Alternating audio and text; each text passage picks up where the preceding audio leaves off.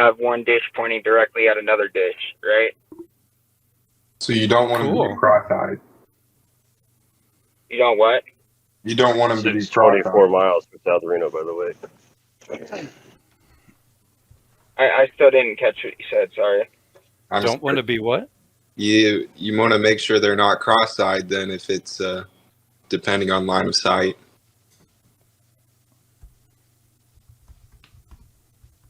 Side? Yeah. Like not pointing directly at each other? Not going to the proper angle because you got your left eye and your right eye.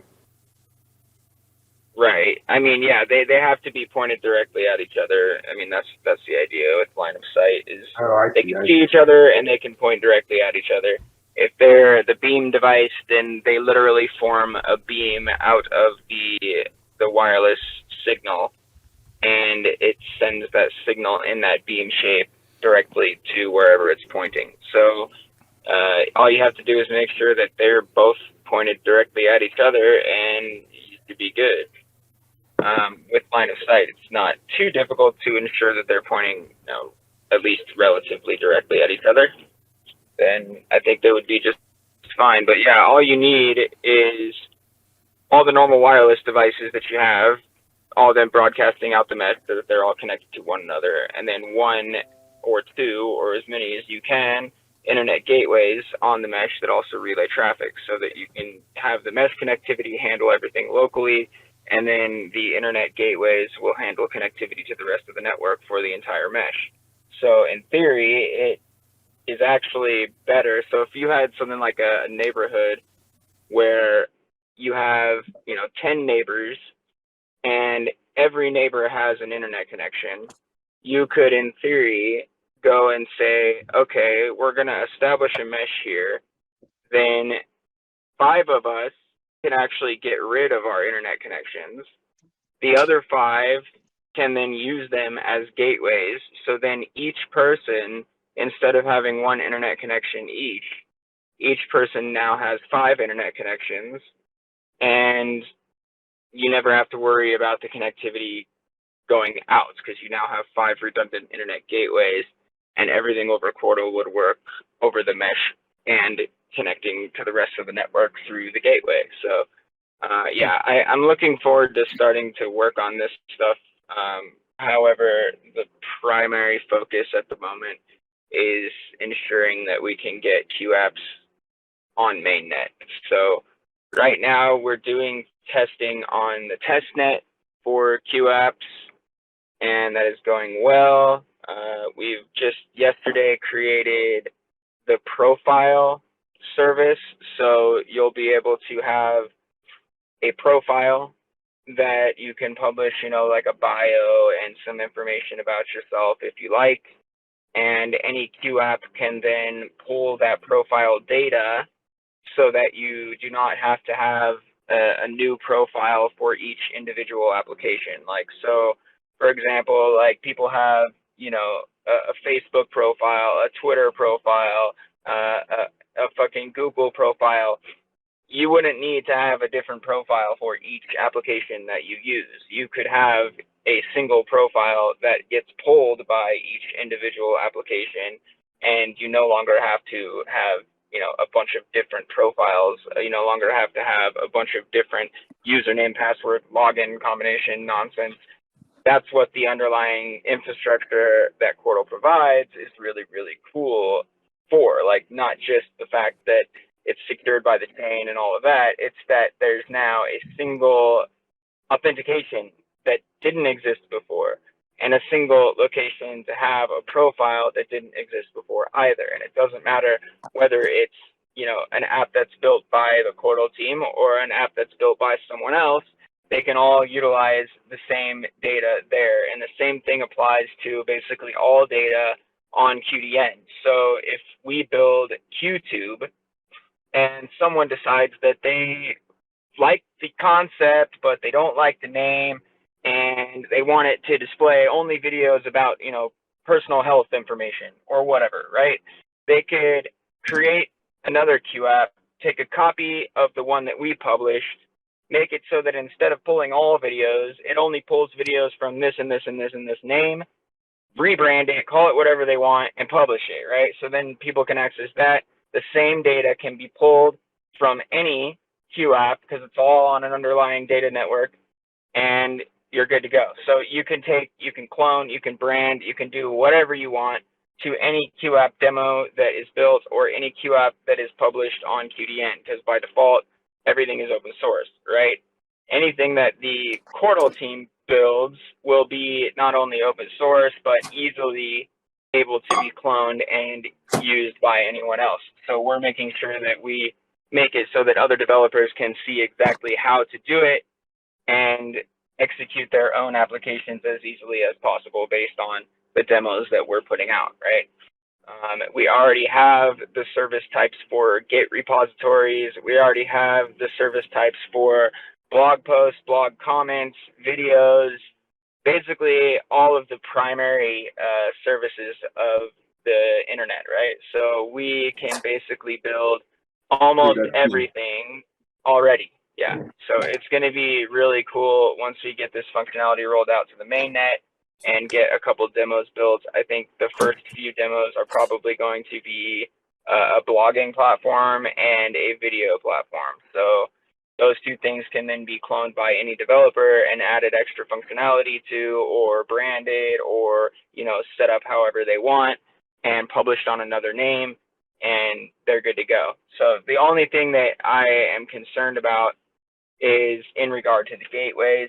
So since we do need a way for people to utilize things on Qortal really easily, because I've realized that a lot of people, when it comes to installing software, they are, at the very least hesitant, at the very most, like, almost incompetent and unable to do it. So it's like, we need to make it so that it's very, very, very simple. Like, we need to be able to send a single link and have anything built on top of Qortal get utilized by that normal link like they're used to for any traditional website. Now, that comes to a few potential concerns.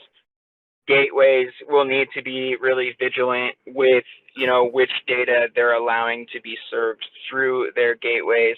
We have it already configured so that if someone builds a Q app and they want that Q app only to be displayed through their gateway. So say I have myapp.com, right? I created a web app, I have myapp.com. I now ported that over and created a Q app on my app, the registered name, my app. Now I can take myapp.com, put up a gateway node there, and make it so that gateway node only accesses my app, so that it's not a public gateway. It's still a gateway, but only for that one application, so that people don't have to be concerned with other things being accessed through their gateway and so forth. It will only display the one registered name's information, right? So that's one way to get around concerns revolving around the gateway and data that could be served from that gateway and so forth. But so people who are hosting public gateways will only need to be concerned if a name decides to publish data that could be considered illegal or whatever in their country or region or whatever. If they're concerned about those types of things, then they will need to just stay on top of what data is on that node and block any names that could potentially be serving data that would not be beneficial for their desired outcomes. So that's the only thing that I'm concerned about, and it's revolving around the only centralized thing, which is a gateway, right? So as long as we're vigilant, it should be all right. Can we force the gateways to work over I2P or Tor? I don't see why not. So that there would be less of a threat?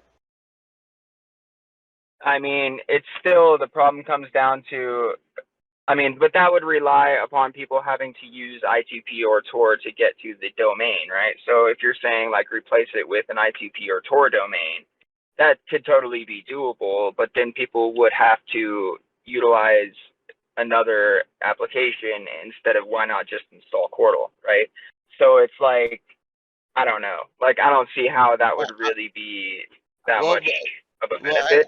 I'm looking for a solution to anonymize the IP address of the gateways so that the gateways would not be discriminated. Yeah, it's not really the IP address that's the problem. It's more the domain.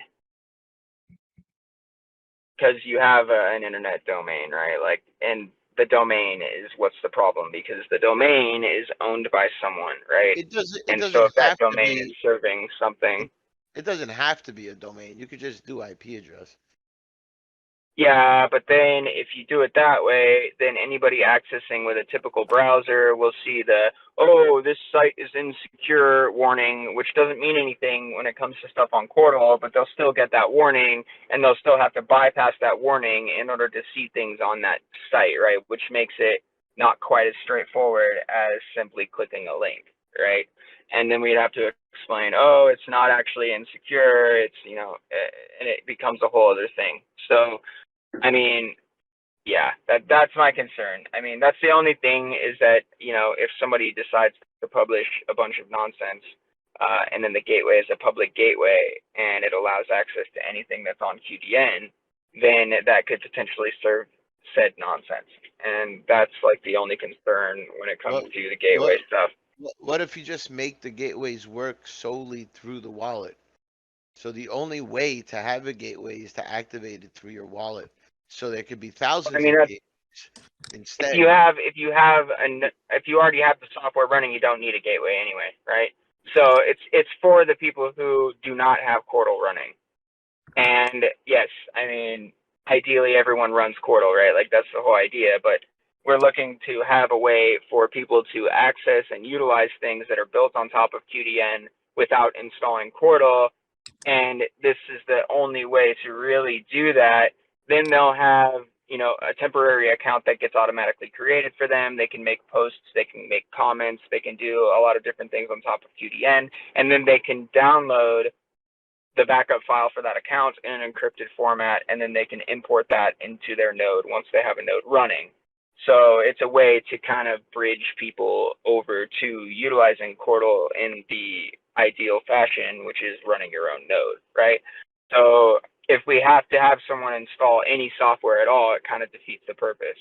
So it's really about just being able to say, here, access this decentralized video hosting platform through this gateway, make use of it. Then you can grab your account, set up your node, take full ownership of your account, and utilize it in the future completely decentralized, right, as it's meant to be used.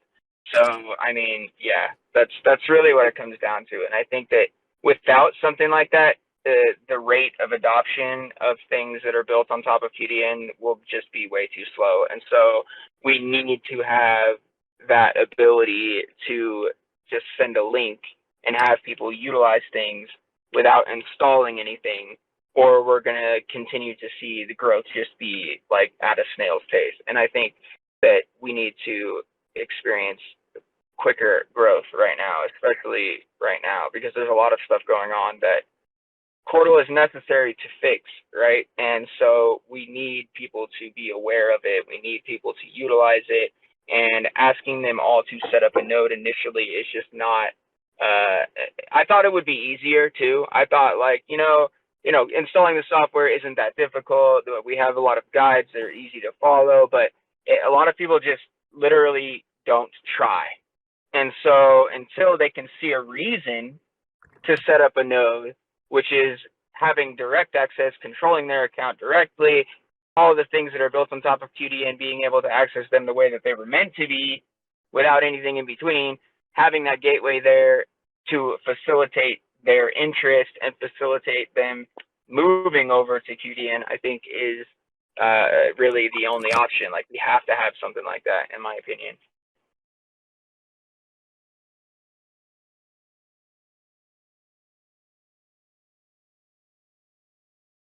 Well, if you could build a truly decentralized, uncensored YouTube, like one that's truly, truly uncensored and only censored by the user, um, that would be the most unique thing Qortal could bring to the table, because that Yeah, does not that's going to exist be at one of all. the first Q apps for sure. It's going to be People one of the say first ones. people say library could do it, but I mean, there's look, if you wanna go with library, you could do that. I see a lot of maximalists there.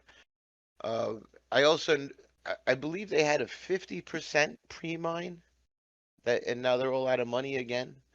Um, so I mean, so it's not every solution is the greatest solution. I think Qortal will be a better solution, a truly decentralized solution, and you know, one that doesn't rely on domain names. You know, you should be able to view all the YouTubes you want right through the wallet. So you open up your wallet and you start watching all the videos that you want, that you're subscribed to. Yeah, right. So if somebody's got Yeah, a name, you know, you can subscribe to their name, and then you could see all the stuff they put out. And it's very independent because their name is a node somewhere in the world. There's no, it's hard to take a I network have like to that drive, down. so I'll connect as soon as I get back home. All right, brother. All right. So you guys get that? Every single account is a node out there in the world. So it's really hard to take something like that down. Remember, if you want to take it to a basic scale, the best network. What's the best thing you could do for any network, any computer network? What's the best thing you could do? Have more nodes. Distribute. Yeah. Have more nodes, man. Bitcoin blockchain is popular because it has a million nodes, right? When Pirate began first started and we started talking with Monero, Monero said, "Who cares if you have a higher non-set? You just don't have the users. You don't have the amount of nodes, you know, to scramble it up enough, right?" So that's why they said they were better. You know, 3 years later, I'm pretty sure we have quite a few nodes at this point. So you know we have quite a few full wallets installed, you know, across the world. So that's not an issue. You know, when you're a new coin, that's an issue. Node count is an issue. And when you're a new network, it doesn't have to be a coin because every coin is a network technically, right? So you know when a new coin comes out, and you know say they have like 53 master nodes. I mean, are you gonna depend on those master nodes to carry a network? Only 53. That's it. I mean, so at this point in time, I think Qortal has thousands, right? But the whole point, the reason why I like Qortal is because it could be a lot more than that. It could be the ever increasing, kind of like Pirates and non-set, that's ever increasing, infinite, right? We could have the highest, and there's no cap, unlike other recursive ZK technologies out there. Like Firo has a cap, right? They have caps. They say they have ZK tech, but they have a cap on their anonymity set. Pirate does not have a cap on it. That's why you love Pirate, right? Same with the nodes. How many nodes could we possibly end up with in a few years? I mean, if people just keep sharing with each other, and you know, and other people start, you know, sponsor more people, I mean, it's ever increasing, just like the announcement. So I think I like the way they pair together. I like the way those two facts pair together. Ever increasing decentralization with ever increasing privacy. And if we couple those together and we find different ways to do that, which I think we will with Q apps and such, uh, and all the other stuff coming down the pike, you know, sending Pirate through something that has a mesh network would be way better, would be way more anonymous than your ISP recording your packets, you know, and the person you're sending it to having an ISP recording the packets coming in, right? So going out, coming in, all that could be seen. You know, back in the day when I worked for the ISPs, uh, I worked for Verizon, you know, but I worked for Cablevision, Internet, Optimum Online, and you know, before getting information, they needed a subpoena, right? But that they at some point they did not need that anymore. So you don't even have protection from your ISP. Right? So that's why it's important you guys protect yourselves, right? VPNs, you got to do what you can to up your security, right? Same way you put an alarm system in your house, and you put, you know, locks on your doors, right? And extra locks on your doors, right, for your security. It's the same idea. It's no different. Only this is virtually and that's physically, but it has to be done. Um, Sorry for taking the lead there, guys. I'm gonna shut up now. Sounded great. Amen.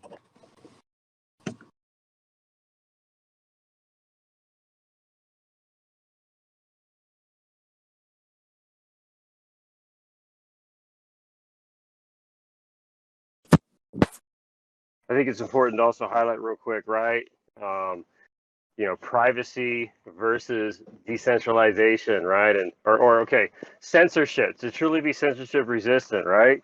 So if you look at Rumble, they can set their own policies because they still have a company behind it. They still have a central authority, right? So while they may claim to be virtually censorship free with very basic, rules to abide by, of course, it's not truly censorship free, right? So now if you're talking about Qortal, the idea being if it's truly decentralized, that means number one, it's peer to peer, right? No central authority, no central point of attack, right? Everything's distributed in that fashion, just like we're seeing with QDN, right? So, when we see things like Bastion, right, for example, claiming to be decentralized, I have to question that because I see that it's all having to be accessed through one domain name, one gateway, So, with Qortal, you pretty much have to run a node to take part unless you're communicating with those.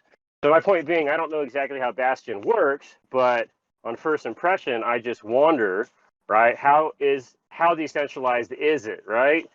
How peer-to-peer is that when you're literally having to go through one domain name to access everything on the platform? Right. Right? So when it comes time and that domain name gets seized by Mm, you know who, right. uh, no one's gonna know .com. how to do anything. No one's gonna be able to utilize the platform because they won't know how. Even if Yeah. you can, access it through maybe a full node, people won't know how. You'll lose 90% of your base, probably more. Yep. Yep. Everyone's claiming to be decentralized. It seems to be falling just a bit short. Or claiming to be censorship free. But, hey, look at Rumble. You got to give them some kudos. They've managed to surpass YouTube in terms of revenue and adoptability over the recent years. So they're doing something right, by providing an alternative to YouTube. But of course, it's not solving the underlying issue. You still have that big black cloud of what if. Well, what if they deem my account, is engaging inappropriately? What if they get bought out one day, right? Well, there is no what if with Qortal with the way this is being designed, right? Because each publishing, owner of data, is first hosting that through their own node and broadcasting that out to the network. And then as peers hold redundant copies, that data is out there available to be faster and more redundant. But more of the story being, there's no central point of attack. It all boils down to the publisher themselves being able to basically host their own version of a YouTube.com, right? So there's some revolutionary value in that design.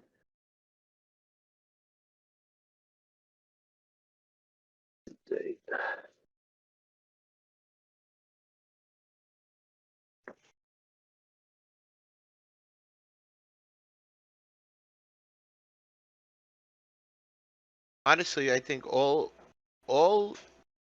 Qortal has to do is to go live with this video platform. That's it. I mean, I know it does tons of other things, but all it has to do is present this decentralized, uncensored video platform, and that would be it. I think people would recognize a better technological YouTube uh, Sure.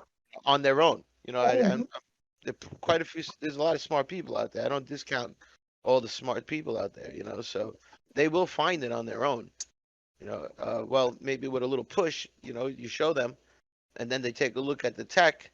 They will see that it's way better uh, in terms of censorship and decentralization than any other platform that exists at the moment. Yeah.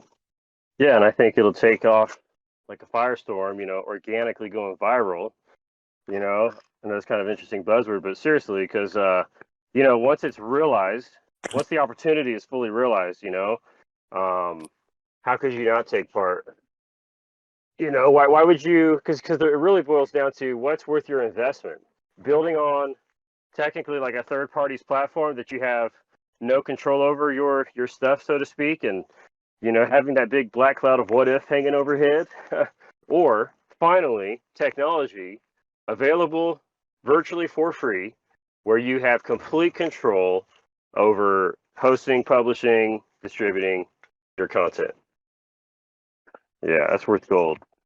Because no one's actually done it to that capacity, as far as I know. But I'm also extremely No, ignorant to the it's crypto look. space. The proof is in the pudding. The proof is in the pudding. Do you see any normal movies being shared on any of these platforms? Can you watch Home Alone? Can you watch any of those? Can you? Can you? Are there any movies that you could watch on these platforms? I mean, aside from people's podcasts and such? No. No, there's a reason for that. Think about it. Let that You mean marinate. as far as like you mean you're saying that basically, if someone wanted to have a pirated version of something, are they actually technically able to do so? Like, what putting like ethical discussions to the side, the point is it technically possible, right? Kind of like Livewire. Livewire was able to, as a silly example.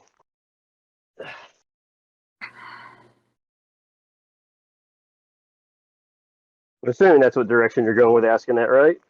As far as HoloLens video out there.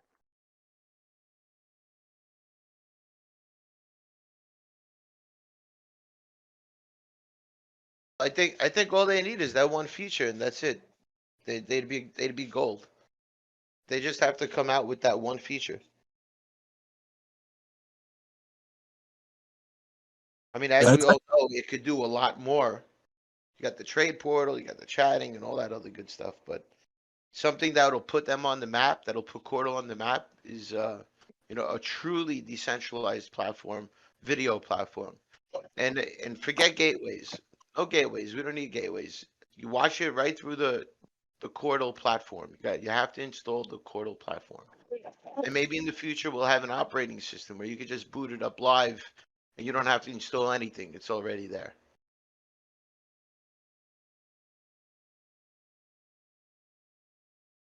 Yeah, I agree. I think video hosting is going to be big. I personally spend a lot of time, like many of you probably, watching videos, Rumble, BitChute, Odyssey. I'm just putting it all together in my head right now and thinking is it going to be people like us mirroring content from those platforms? While that helps get the Q app bigger, it's not going to bring the content creators. They should be the ones doing it and talking about it to their audience. Hey, come check me out on Qortal. I'm just trying to think of how all that's going to go with what's going to be hosted on there. I mean, it's going to take time, right? My first idea was like Russell Brand, right? He is like the perfect content creator for this kind of technology. But the reality is people like that already have their contracts with Rumble, so there's going to be two sides of it where people will really appreciate and desire to help build on top of, but may have some constraints as far as these larger platforms moving over, right? So there's going to be that element, but then if you take a look at like Sayer G, I mean, my God, the guy and his wife were labeled domestic terrorists as the disinformation dozen, when from my perspective, it's pretty commendable that they were trying to put together a knowledge base for informed consent related to COVID measures. And point being, there's going to be two sides of it. One where people are free and able to move over and adopt once the opportunity is realized, and then there will be others that might take more time just due to their own contractual restraints. Go ahead, Lutz.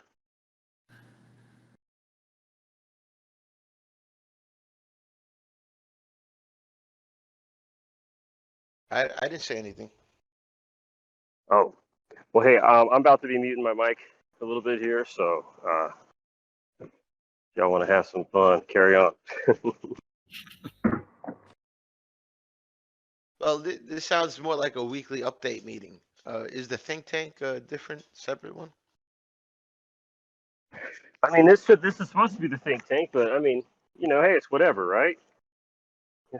So on that note, maybe we shift gears a pinch, All right. Well, anybody have any ideas to improve Qortal? Now's the time to talk. Or for marketing measures, right? To get more exposure. I know we've got, if we want to recap, just some of the ideas we posted. I'll read these off and then I got to go AFK for a minute. Just some funding ideas that we're just throwing out in the air just to kind of play around with, right? So, of course, the idea here being is it leads to more marketing help, right? So when we're working on a press release to discuss the names market. Ideally, we want to get into the habit of, building partners who can publish press releases for us, right? So that's like, third parties who publish newsletters about the project, so to speak. And then, of course, we have our monthly newsletter that you can find on Qortal.org. Of course, another idea is having more boots on the ground, for events where flyers and, materials can get handed out. We've seen a couple of those events already take place. One has happened in Italy, thanks to Positier. We've also seen one take place in New York, thanks to another portion that went to a freedom rally. So I think when those opportunities arise, we can work up bounties and incentivize people to help spread flyers and just get the word out and, what have you. Other ideas, of course, giveaways, with raffle tickets. Design idea contest dealing with, content creation versus, infographics and other graphic design work. Another area is, like, hey, what queue app do you want to see built? And so moving away from content creation, moving over to actually developing applications. And, we could all vote as a community soon within the voting system and give, first, second, third places in these kind of scenarios. Another one that was brought up the other day was like a hackathon tailored more towards developers. Of course, Lutz has brought up a really great one dealing with orphanages. And I know he's already, gifted out some shirts down in Mexico, which is a great idea, right? It's investing into some of our youth and, planting a seed that, hey, there's some technology out there, and hopefully they might look into it and see that there's, there might just be more to life out there than they once realized, and who knows, Hey, sorry to interrupt you. I just had a marketing slang for you. Sure, throw it out. Moving forward, Qortal could be the portal for Web3, crystallizing the web that goes around the world and truly shows how wide it is with the depths of the perception that can be perceived from going and using the Qortal application. Any thoughts? Of course. Absolutely. I mean, that's absolutely true, right? Yeah, that's part of the roadmap itself. So yeah, right. That's the beauty of this is like this isn't just smoke screens and pipe dreams. Like this is all very real. So, right. So as we brainstorm, it's like everything becomes so profound and it's legitimate. So one other thing that was thrown in. Well, I was going to say about the orphanages. We talked about this, last week. Was we could probably pull together some funds and set up an event where we literally go, physically to an orphanages and install some devices and, spend a day, introducing them to the overalls of the project and how to interact with the core and the UI. And, as Luce just mentioned again today, this could also lead into the mesh networking idea and building a local mesh network. But I really like that idea because we're talking about planting a seed into the youth, our future generation, and it may spur some interest in. Well, I think learning about code work. The seeds have been planted already. I think our job is more so to continue to water them and help them grow and take care of them because the seeds have always been there if you really think about it. So we just need to continue to water it and give it lots of sun, like you guys are, and everybody's doing an awesome job here. So you think the seeds have been planted in multiple orphanages besides just the one we've done so far? I do. I think they're probably in 2 locations. Okay.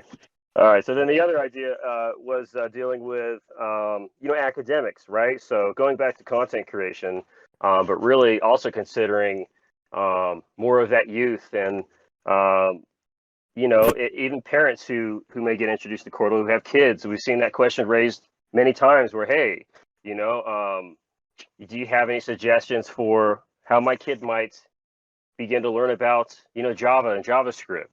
Right. So I think there could be another direction as far as academics with, code work versus, whatever topic dealing with academics. Anyways, I just wanted to kind of recap some of the bullet points that we put together last week. If you guys want to take it from there, I'm going to be AFK for a few minutes here. My bad. I don't mean to interrupt anybody. I'm sometimes find it hard to pick space to put sounds out into, to speak with. Hey, on that note, I just want to throw it out there. I don't feel like you interrupted at all. Please, everyone feel welcome. Like, jump in, please. Like, you're welcome to do this, We need more of this. Please, jump in. Speak your mind. Share your ideas. Tell us why, you agree or don't agree, Sprinkle your 2 cents on that. I think we need more of that attitude welcomed, I guess I say all that because I'm kind of really just a stranger on here. Said to be the internet. I just kind of went down a hole with a rabbit, and I ended up on your guys' chat here. Everything's still kind of vibrantly new with the whole conceptualization of what's going on.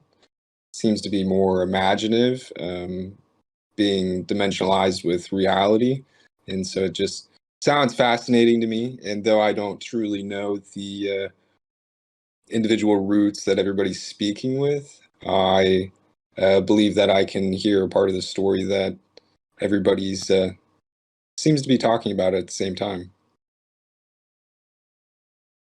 And so it makes me feel like a stranger on here, even though you guys seem to enjoy the positive input.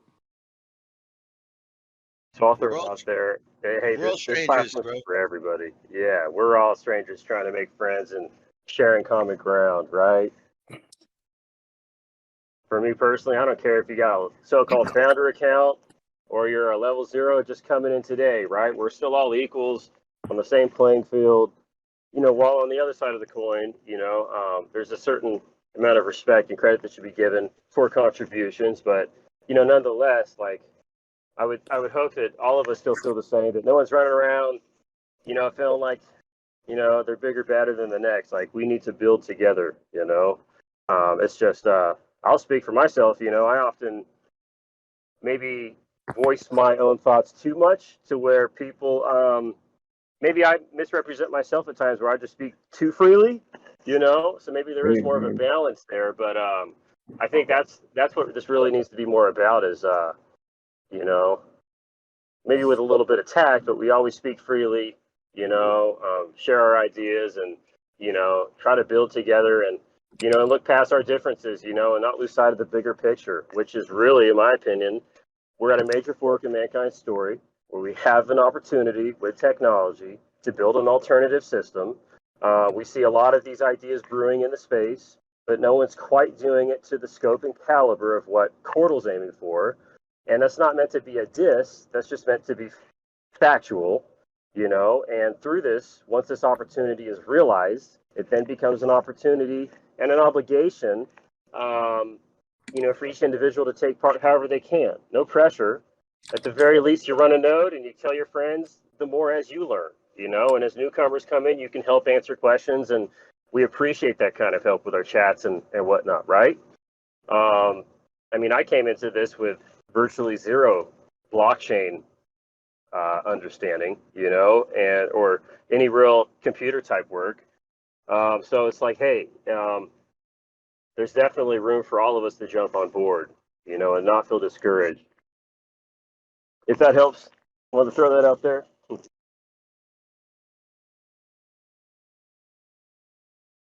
So yeah, like on the boots on the ground, we're trying to organize a bunch of people in Europe, and we've got a fund set up on promotion on chain. And basically, if anybody wants to contribute to that, there's already a few that have done it. And the main thing is, if anybody is in Europe and would like to help get out flyers and T-shirts and whatever we can put together, PM me or DM me, Positier, and let's hook up. Let's try to get some shit going over here.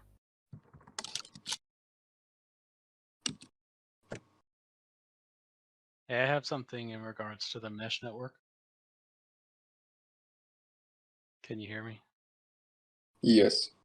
So they're talking about the line of sight idea, and I'm aware of some existing line of sight networks out there. I don't know how popular they are, but from what I've seen, there's kind of like central nodes where someone will have a big tower with several line of sight devices on them pointing in various directions, and then people connect to that one centralized location.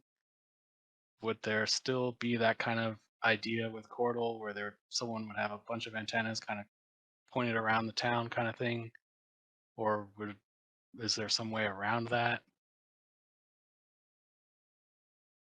I think it would be prevented with the decentralization of Web 3.0. So instead of it being a line of sights, it'd kind of just be dropped into the water and comes back through at the surface, preventing any bandwidth sharing, I guess, maybe. Can you repeat the question again? Yeah. So I'm aware of some existing line of sight technologies where people can connect to each other. There's some here in Oklahoma, even I forget what they're called, but from what I've seen, someone has a tower in their backyard and they have multiple antennas up there pointed at different directions because it's line of sight. So they can connect to one guy down the street this direction, one guy down the street the other direction. But so that kind of creates a centralized location as a hub, but we don't really want a centralized location with Yeah, Qortal. they have so NYC Mesh puts up multiple two or three different types of air fiber satellites. So they have like a more wide radius type of satellite, so it doesn't have to be line of sight. It doesn't have to be a directional pointed device. It could just be a radius type of device. Right. And also I've seen them set it up with Wi-Fi as well. So you could use the local Wi-Fi's with the satellites with the air fiber. But that's on an IP, that's still using IPs, where when the time comes, I'm not sure if we're going to need gateways that allow interoperability between transport protocols. Okay.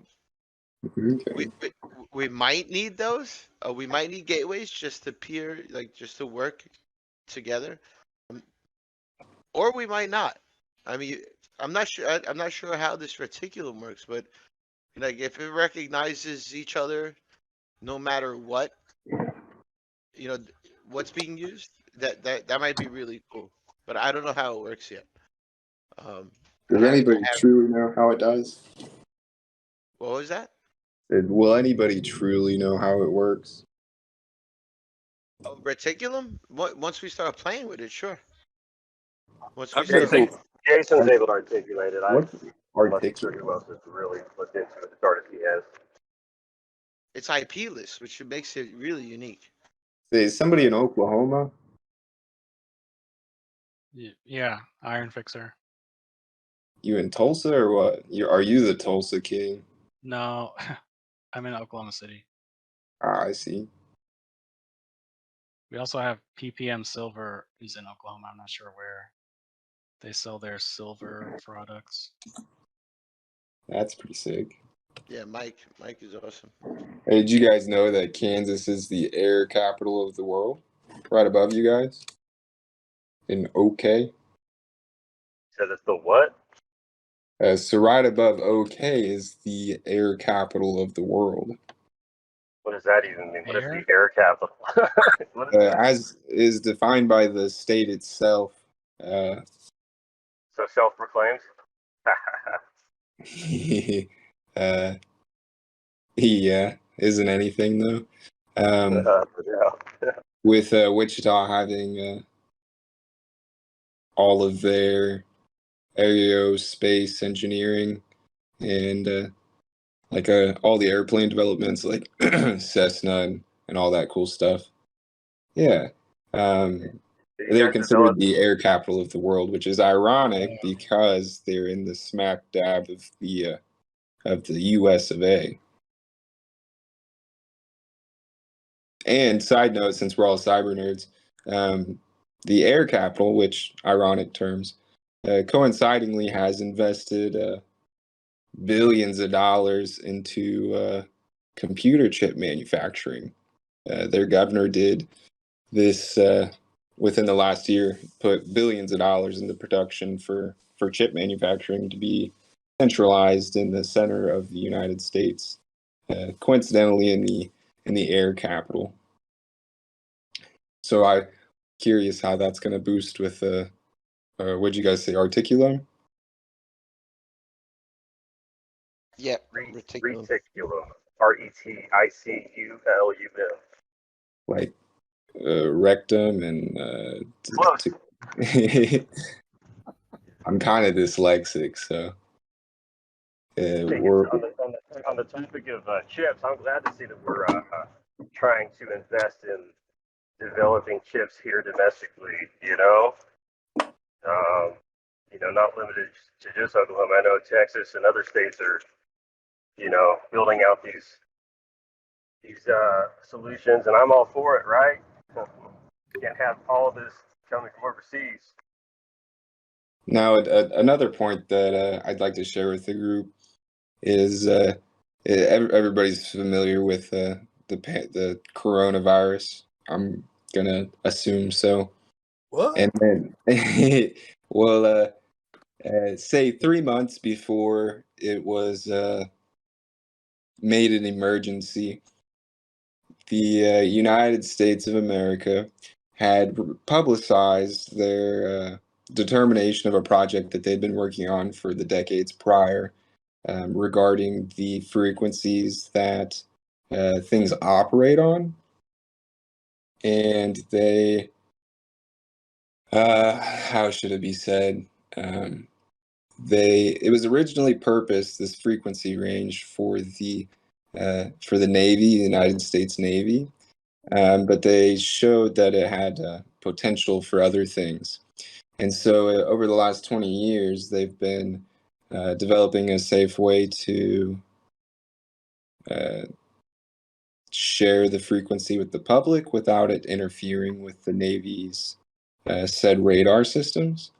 And so 3 months before the pandemic came out, the United States had publicized and said that they were done analyzing what would need to be done to prevent interference with their radar systems.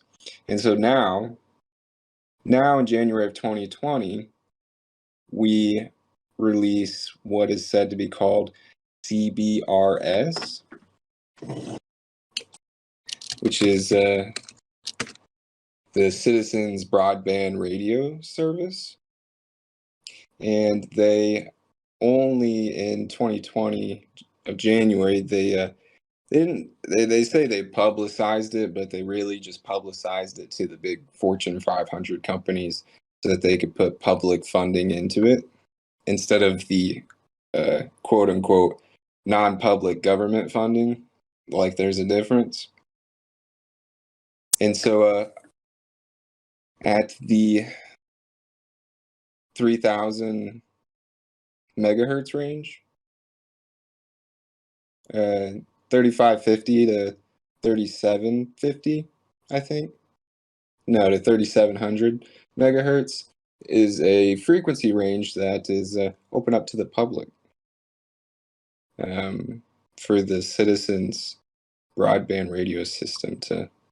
Has anybody heard about this? You guys are talking about bandwidth and everything, or No, I haven't. But is your point that we could utilize it to transfer coins?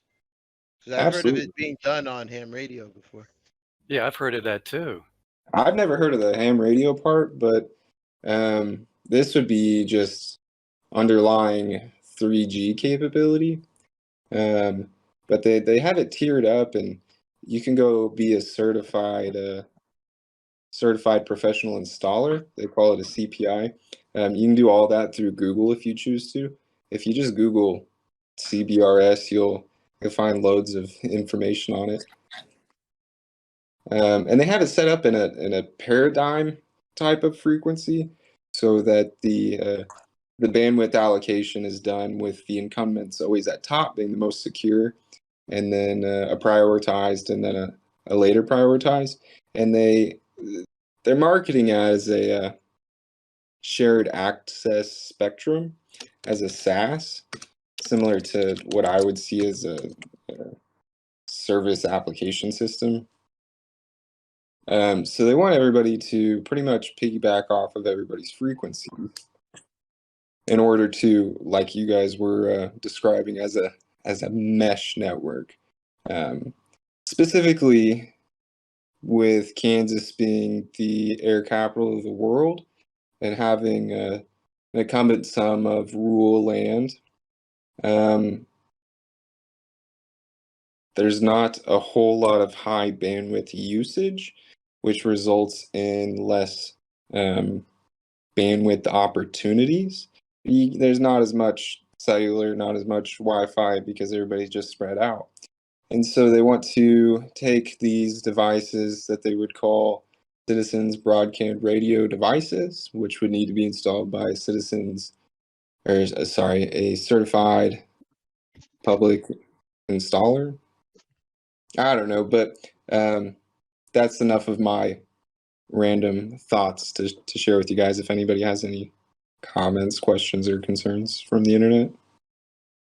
I think that's pretty short range. I'm not sure though. I think broadband means it's pretty short range. It's set to be a width of 150 megahertz, from what I read. My idea for the mesh network would be a combination of LoRaNet and air fiber. That combination alone might be really good. Explain because you what could that have, is exactly. they're two different transport protocols, right? So one will allow long distances and very large amounts of data. And LoRaNet also allows, it does have a nice range, but it's a smaller amount of data that could be So sent. maybe these protocols can be utilized over these frequencies, because these frequencies is simply space that you can't see in the air, I suppose. And so you could run any protocol over it, realistically. Right. So having both of these, I believe we could add LoRaNet to vehicles, right? So one thing a lot of mesh networks don't think about is, well, they do think about, because it's a problem, dead zones, right? Areas that don't have a connection to connect to. Just so there's the problem with mesh networks is you need a lot of people to use it in order for it to function well. You need nodes everywhere, right? Just like a good network. So if we could install LoRaNet devices as radios in cars, or as a computer that you could add to your car for more utility, we could come up with some utility down the road. Then we'll have not only static satellites, and connection points, but we'll have connection points that actually move non-statically, dynamically between the static, right? So like I think that's a second part to a mesh network that a lot of people don't think about, is the dynamic of an antenna that moves around constantly, which could be cars, right? Because we have a lot of cars. So could you imagine a lot of cars connect using this device as they're going around? That's a $1 billion idea. Brilliant. Laura sounds like a pretty sexy lady. So we can get the static set up as normal, as every other fucking company has done, but yet we add the dynamic to it, which is what I feel is missing to connect nodes. Because you could be stuck on a mountain forever, not connecting to a node. But if a car comes by and you're able to connect to him, then you're good. You finally got out of there. It's possible you saved somebody's life that's stuck in the woods or something, right? Or stuck in a snowstorm. You don't know. So it could actually be Qortal could end up becoming a life-saving device at some point, using these technologies. Where when something happens, the electric goes out, everybody loses their internet and their phone, right? Because now these days your phone works over the internet. It's very rare you have a regular POTS line going on. So you know what I'm saying, right? So Yeah. this technology needs to exist for everyone's safety.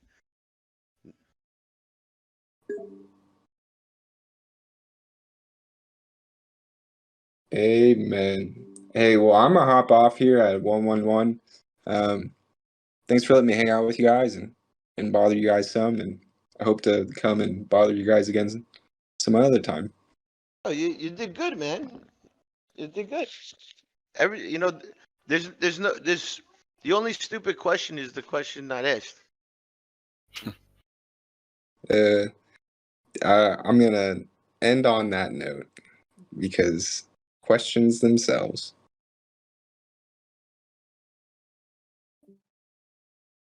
Okay.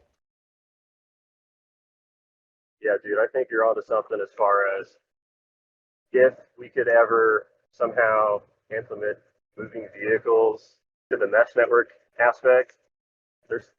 Obviously, that idea on paper is worth gold, right? That makes so much sense. It makes sense.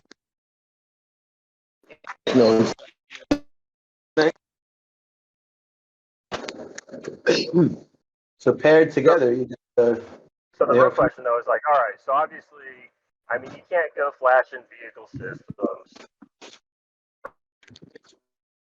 right? So the question is, what kind of device would be convenient to install in a vehicle? Well, you're talking about using up one of the outlets, right? And then having a little device that Dude, we just offer them what car manufacturers don't offer them. A device that connects to their car's computer and gives them more information about their car, which isn't that hard. right? Because two different options, whether use the outlet or hardwire it yourself. Well, they can see if their car is running rich, if their car is running lean. If they have turbo, we could add a boost to it. We can make a tablet. We can make a tablet people could add to their car, and it gives them extra information about their car that their car does know about, but there's no meters or gauges because normally you have to connect up to the car's computer to see all the information. But it's all there, right? So we could give them a device that gives them more utility. On top of it, it could do music. You could access your personal jukebox, right? And there's so much more in the future. Websites, all kinds of shit. You want to listen to a podcast that's happening right now on Qortal? You could do that right there on Spotify in your car. Yeah.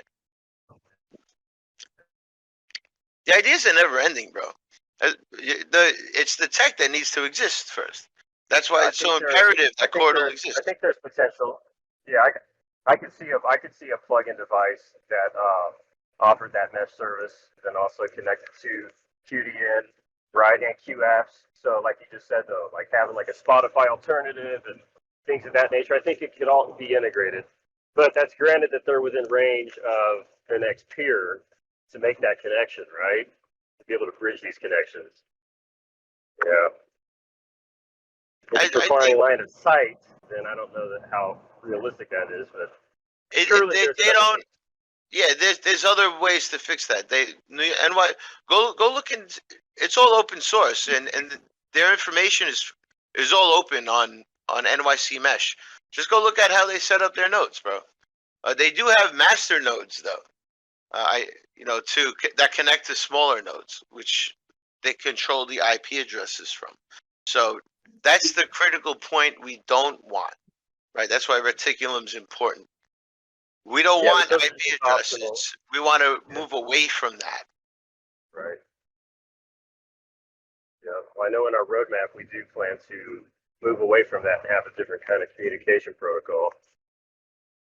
I can't articulate anything past that, but I know it's in our line of sight. Yeah, well, reticulum could end up being a better, a better solution to whatever they're thinking of for that. It could end up being an even better solution. Because if it could work over something so so anonymous where you can't target another peer, they all look the same. I mean that's awesome. That's like the anonymous concept, with the masks. That's great.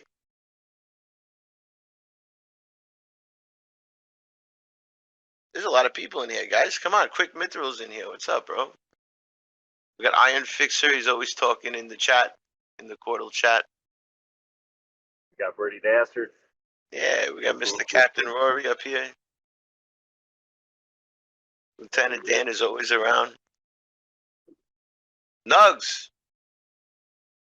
I know. Yeah, Nugs you have me talks. sold. You have me sold on that idea, though. Like if we really had an outlet plug-in that I could just swap between multiple vehicles, and be able to help create another peer point for the mesh network.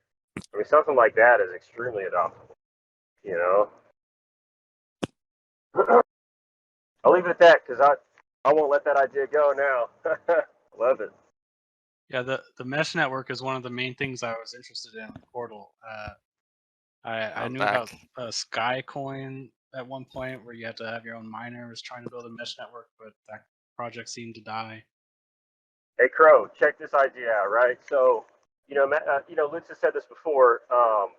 If we could utilize vehicles to be mobile peer points for the mesh network, and obviously if there could be like like the outlet charger, for someone like me, I rotate between 3 different vehicles, and it's like, man, if I had a device I could just plug into the outlet, it'd be a mobile peer access point for the mesh network. And then as time goes on, you've got hundreds and thousands and tens of thousands of these, mobile moving peer points, right? Yep. How does an idea like that seem to you? What comes to It mind? would work. It would Of course work it would for work. sure. Yeah. I thought of it. Of course it would work. Even the Cortector could do it. Right? Right. And that boils down to what would be convenient for someone to really adopt and can literally just plug into an outlet, right? Mm-hmm. Yep. You could plug LoRaNet into a Pi. I've seen it. Yeah. The only thing with LoRa is that the bandwidth isn't fast enough. Right. Right. So, Mhm. but how much would you need for a transaction?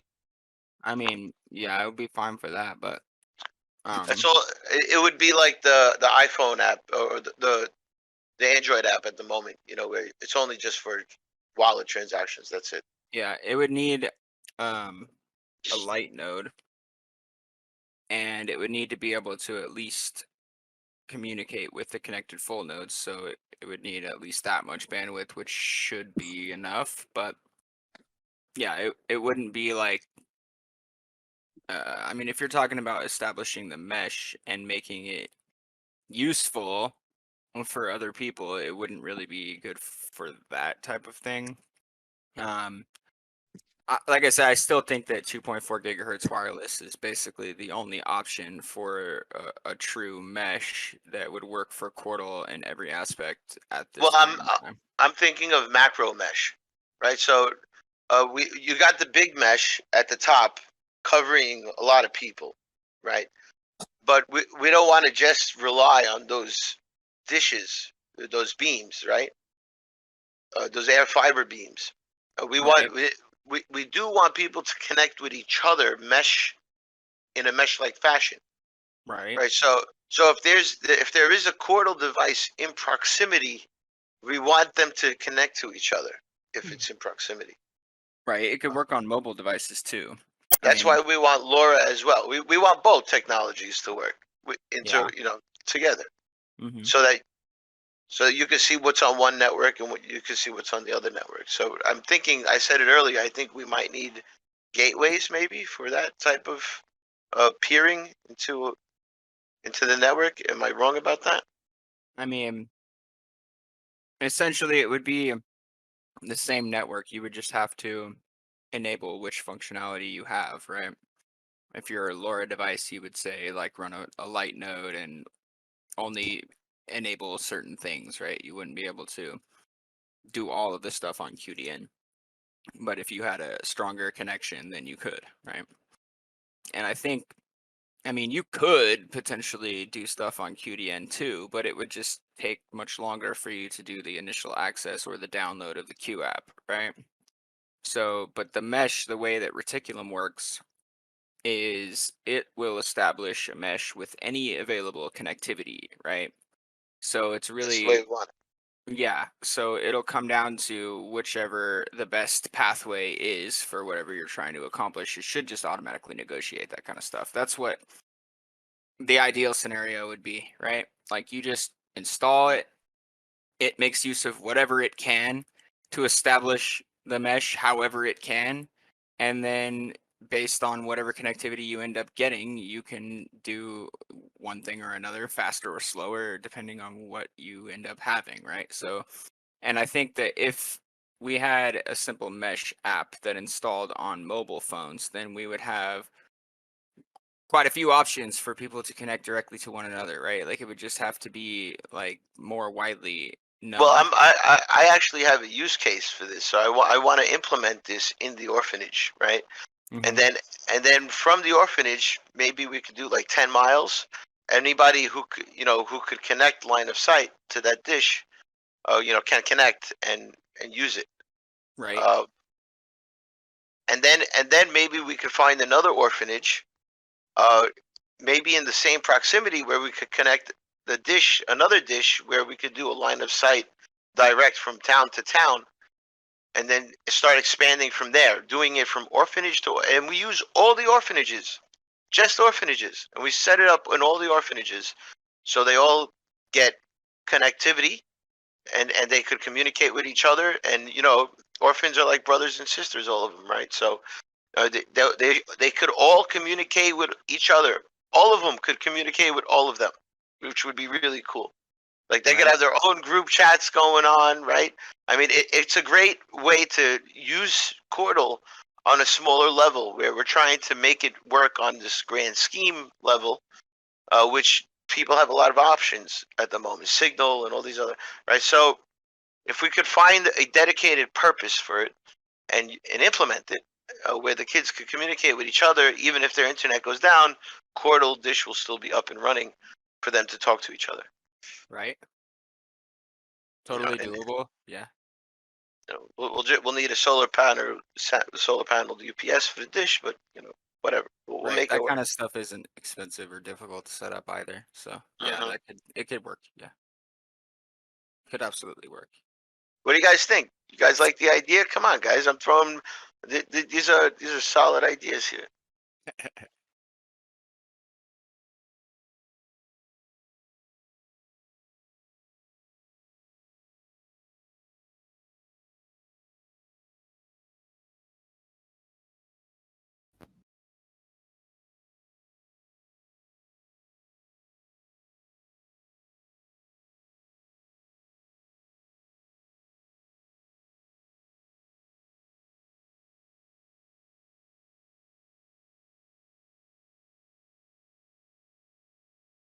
Yep. Yep, totally. Yep. So I'm gonna start digging more into the reticulum stuff as soon as I can. I really want to get the QApp stuff on the main net. Then Yes, yeah, decentralized YouTube, bro. That's number one. Well, yeah, it'll be one or two. We're gonna build 2 demo apps. It'll probably be a video hosting platform and a blog platform initially, so that people can, like, because right now you have to publish an entire website if you want to publish something on QDN. So that's not ideal, right? So we want to be able to have people that can publish single posts. Then they don't have to build a whole website just to publish something, right? So yeah. We're devising the methodology for that right now in the dev server, figuring out the the way that Well, that'll but work? I was saying earlier to the guys, the way you know if something's truly free from censorship is something very simple. Are they sharing movies? Right? Can you download Die Hard or watch Die Hard on it? Right? Like a normal movie, right? Because if you can't, then it's being censored. That's it, and that's the end all crux of it all, right? So people say, "Oh, library is truly uncensored," but it's not truly uncensored. It's being censored by the domain name owner, Right. so, Yeah, right? So that's the problem is that Yep. they're only using gateways, right? And I don't know how their backend actually works, but does it even tie into the blockchain at all? Like the data itself? Like, is it secured by the chain? I am not sure about that. Like, I I know believe that. IPFS is. I believe it's library did have a 50% pre-mine though. So everybody bitching about a few founders getting some coins. I mean, I do see the founders as somewhat of a little bit of a pre-mine still, but look at all these people supporting library. Dude, they had a 50% pre-mine, 50% of all The the main coins, difference is that and they have no money. They have no money again. the main difference is that it wasn't a pre-mine. The chain started at 0. Only an opportunity was given to the founders who contributed before the launch. And if they took advantage of that opportunity, then they minted and they got larger rewards at the beginning, right? And now that's going to phase out completely as time goes on. And I have a concept that I'm working on right now that could take a percentage of the founder rewards and throw it to an AT controlled voted pool that will then be used to pay development, promotion, anybody putting effort towards assisting the project in one way or another, right? So that's what I'm working on right now, along with a couple of other things, only a few, right? But yeah, I want to design something like that where it would be a payment that goes automatically from the minting rewards, from the founder rewards that goes into an AT controlled fund, basically, a couple of them, hopefully, that will then be controlled by the voting system and people determined who will get paid out from that fund by way of the community deciding that. So I think that It's would awesome. be, yeah, I think that would be pretty cool. It'll get more community engagement. Of course, we need the voting system first, which is something that we're going to get done soon too. So the majority of that's already available. So the only thing we have to do is tie in the blocks minted to the vote weight, which shouldn't be that difficult. It's just not quite top priority right now. We need to be able to get some demos of what Qortal's infrastructure can do. So the important thing right now is getting Q apps to the mainnet so that we can get some demos created and people can see why we've been talking this infrastructure up for a couple of years now. So I think once people really grasp like what it can provide and why it's better, then by seeing it, right, then they will have a much better understanding of why a lot of us are really excited about the potential of the platform, right? Tell us why it's better, bro. I want to know it all. Well, I I want mean, every bullet. there are I multiple want every bullet reasons, point. right? The multiple reasons, like there's no ability for any centralized database to be hacked. There's no database of username information at all, right? Also, no data can be mined like it can be on the traditional internet. It's just not how it works. Like there's no way to track who accessed what, right? So there's no way for any of that to be like used against people's will or by signing some contract that you didn't realize you were actually signing when you created an account on that service, whatever. And you are the only one who has control over your account. There's no way that any of this stuff can be hacked in the traditional sense. Like there's nothing to be hacked, right? And the data, since it's secured by the chain, there's no way that any other name that does not own the data can modify it at all. If anyone tries to do that, it will just be rejected by consensus and there you go, right? Like the transaction won't go through, the data won't update. So there's no way that the data can be modified by anyone that doesn't own it, right? So there's a lot of benefits, like the underlying infrastructure that doesn't exist right now, so that you can have a profile that follows you from one app to another without having to create accounts on multiple different services. Like it's massively improved, like in every single possible way. Of course, the ability to access everything from your own computer without needing to access servers and stuff like that. Totally massive benefit. Now, when we do the gateway authentication and so forth, yes, a gateway is accessed, which means you are accessing a node hosted by someone else. However, if that node is no longer accessible, you can access it in any other way. You can access it through any other public gateway. You can access it through your own public gateway if you set one up. You can also access it through your own personal node, of course. So it's totally accessible no matter what, right? So there's no concern about any of the traditional internet nonsense that people are dealing with. Like, I imagine what's gonna happen is QApp gateways will be built, right? and and this will be a service, so the first people building them who can charge, to peer into IPFS and view IPFS websites in Qortal using this QApp, right? That can also be done, yeah. Same with Tor for onion sites. Same with EAP for what's that called? Garlic, right? For I2P. And same with any other network that offers the same type of structure.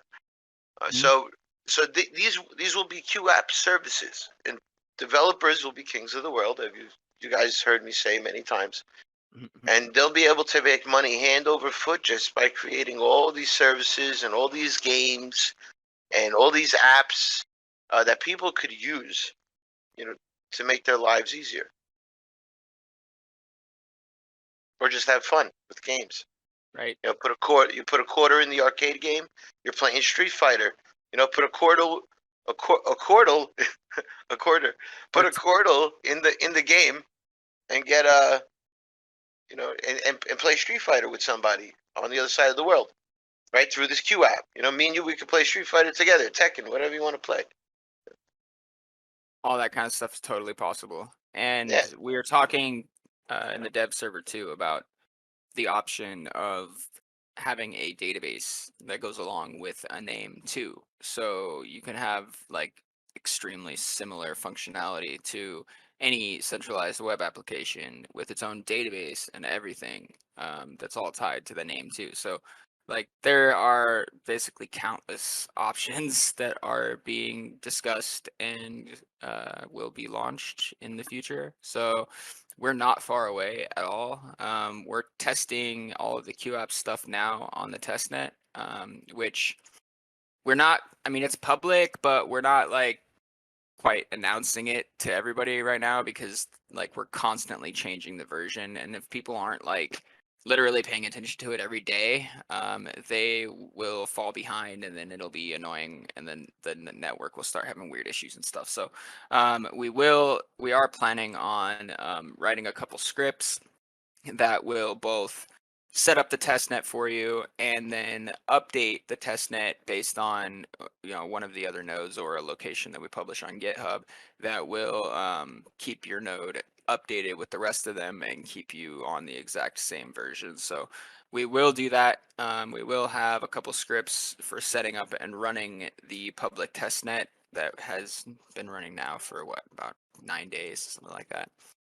And we will make that available. But for now, there are a couple community members that are running nodes, but if you're not someone who's like literally watching your node all the time and staying on top of it, right now, until we have the scripts to make it easy, it's not really ideal for users to run the public testnet. But we can also offer users to connect to one of our testnet nodes if they want to play around with the testnet without having the burden of running a testnet node since it's constantly updating and so forth. So if anyone's interested in that and would like to check out the testnet, I can give you a method to connect to a public testnet node, and you can use that plus a built version of the UI, and you can check out what we're doing if you're interested in that.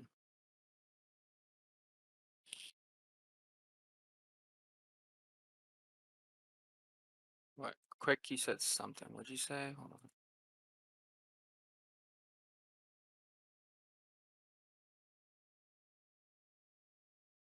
I don't see where he was talking about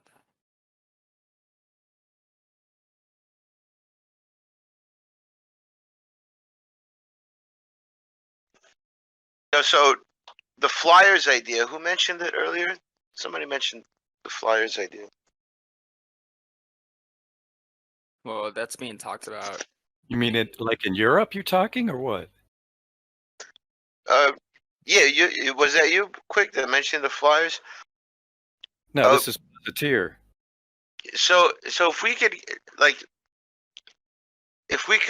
make a reward, and this is like maybe for marketing, if we can make it fun, like a reward where you're on your way to work, and you could post you could put a flyer on the bus, or on the train station, or on a pole, where it's not going to get wet, so it'll last a little longer than a day.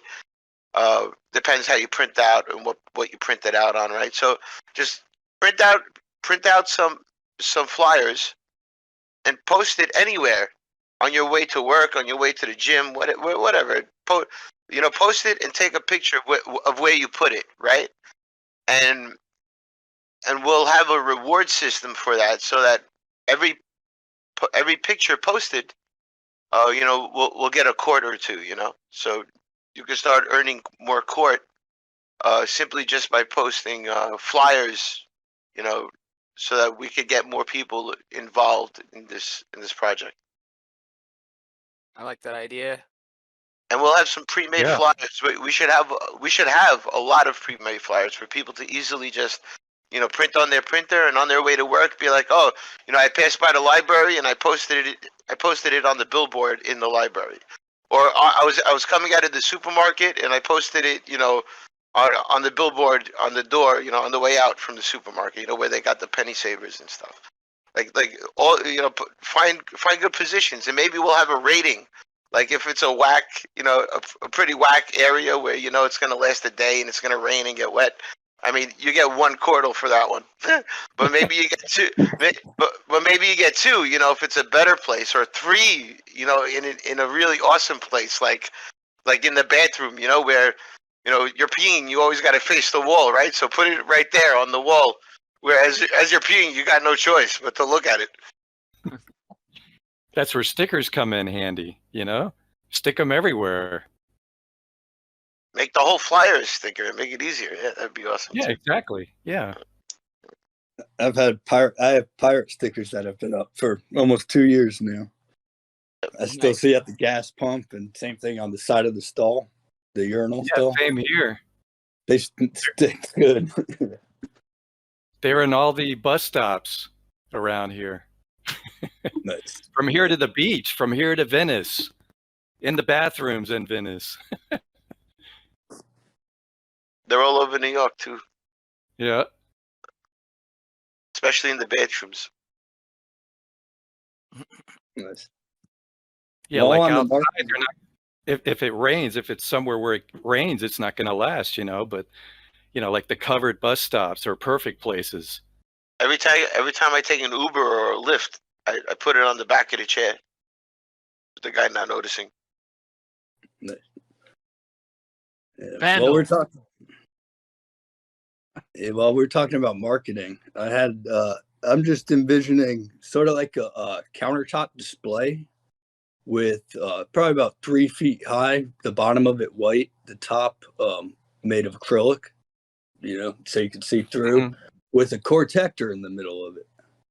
And at the top of the acrylic, just have Qortal, have a sign or something on the top of the acrylic, and on the side where the white is, put marketing material, put the flyers or whatever, and placing it somewhere at, I guess you'd have to find a small business owner that vibes with it, and you could say, hey, we could pay you this dollar amount a month or this many court a month, and maybe that even can be funded by us who, make a name, white display, and people donate to that to get that going, or and maybe even it could be a live public node that people could interact with, possibly. Just then we get the business to join Qortal and set up a node, and so they can accept courts.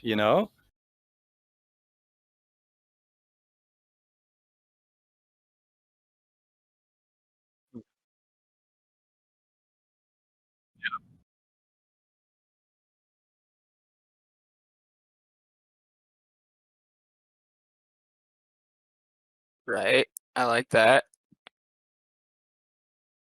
I think Yeah, as like soon as universities. QApps goes live, I will start doing some boots on the ground stuff here and see about getting into a couple businesses and do stuff like that. I think once we have the QApps functionality, then it's going to be a lot easier to demonstrate like some of the use cases, right? And I can also go into companies and show them how we can build the things that they use for their company, like managing their clients or their inventory or whatever, and build that application on top of Qortal as well, which will make it much more secure, and it can still do everything that they need it to do and so forth. So there's a lot of options that will come as soon as we have that functionality, and I think that's like probably one of the main things that most people are waiting for.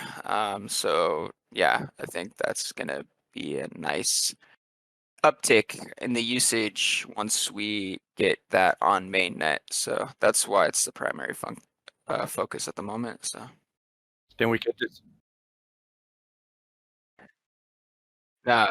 No, yeah.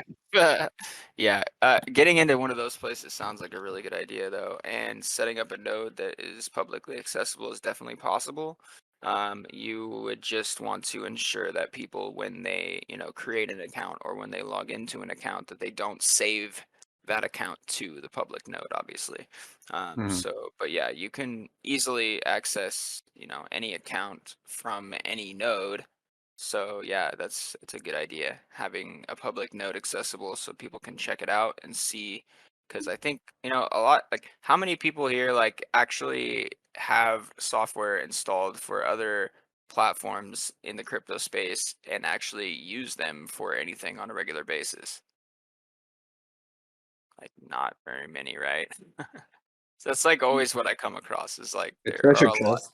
Yeah, right. Yeah, I mean, treasure chest. it's a Yeah, wallet, right? Like that's just a yeah. wallet, which is cool, but it's just a wallet. Like you don't use it on a regular basis. You can if you need it for whatever you're making a payment for or whatever. But like, there's not like, I don't know. There's just not very many crypto platforms that are actually utilized, like not by the people who claim to support them. Most people just hold the coins or tokens on a centralized service or in a wallet if they're smarter, and that's it, right? So ours Mysterium, bro. having all of the functionality is going to be key, I think. Mysterium, in order to use the VPN, you have to have the wallet open. So Right. Okay. All right. so that's a 24/7 Right. utilized app. So we could do like a PDF, geared directly at the businesses that we want to onboard. Like give them details about it from their point of view, how to set up a node, how to set it up. And then once we have the what do you call those? The terminals, basically, to accept payments. We just come up with every way possible to facilitate it, make it easier for them. Right. It would be pretty easy to build like a point of sale type thing because all they'd have to do is input the total or whatever, and then it would display a QR code on the screen and somebody could scan it and pay. Like, it would be really simple. And we could even have an application that manages the inventory at the same time, right? So yeah. Yeah. And I say PDF so that people can download it, print it up on their home, you know, in their printer, and, you know, go locally, everybody, you know, pretty much make it easier for everybody to, you know, get out into the community and connect people and businesses. And Yeah. you know, Anything not on just the ground regular stuff is flyers, going to but be really good. Yeah. Also, it would be great to use for social medias, right? So all the pictures you guys take could really help the community by adding it to our social medias, the Qortal social medias, so that, you know, we could get some traction in social media. So I think a Qortal per picture, guys. Come on, I think that's a great deal. You know, court. you can make 10 Qort on the way home. You know, 10 different, just 10 Are different there pictures. are there any people with stickers? Does anyone sell stickers? I mean, we want to make this as cheap as possible. So if you just got a printer, you know, just print that out on your printer and stick it up in places that it's not going to get wet. Okay. No, but yeah, you could print stickers if you got that, if you want to spend that kind of money, you know, but that's expensive. Yeah, you're right. Especially stickers. Yeah. But then again, it's limited on how many places you can put stickers too, you know, and wherever Yeah, you we'll put it, offer stickers in on a good place. Qortal.com here soon. Hey, Yep. Red Pill Products hooks it up.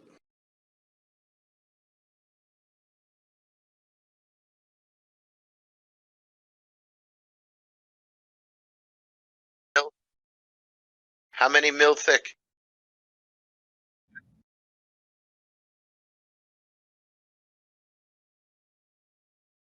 Okay.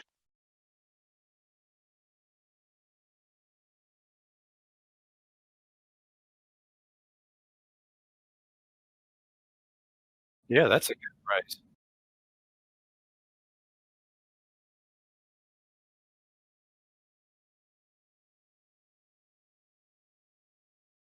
Yeah, optics.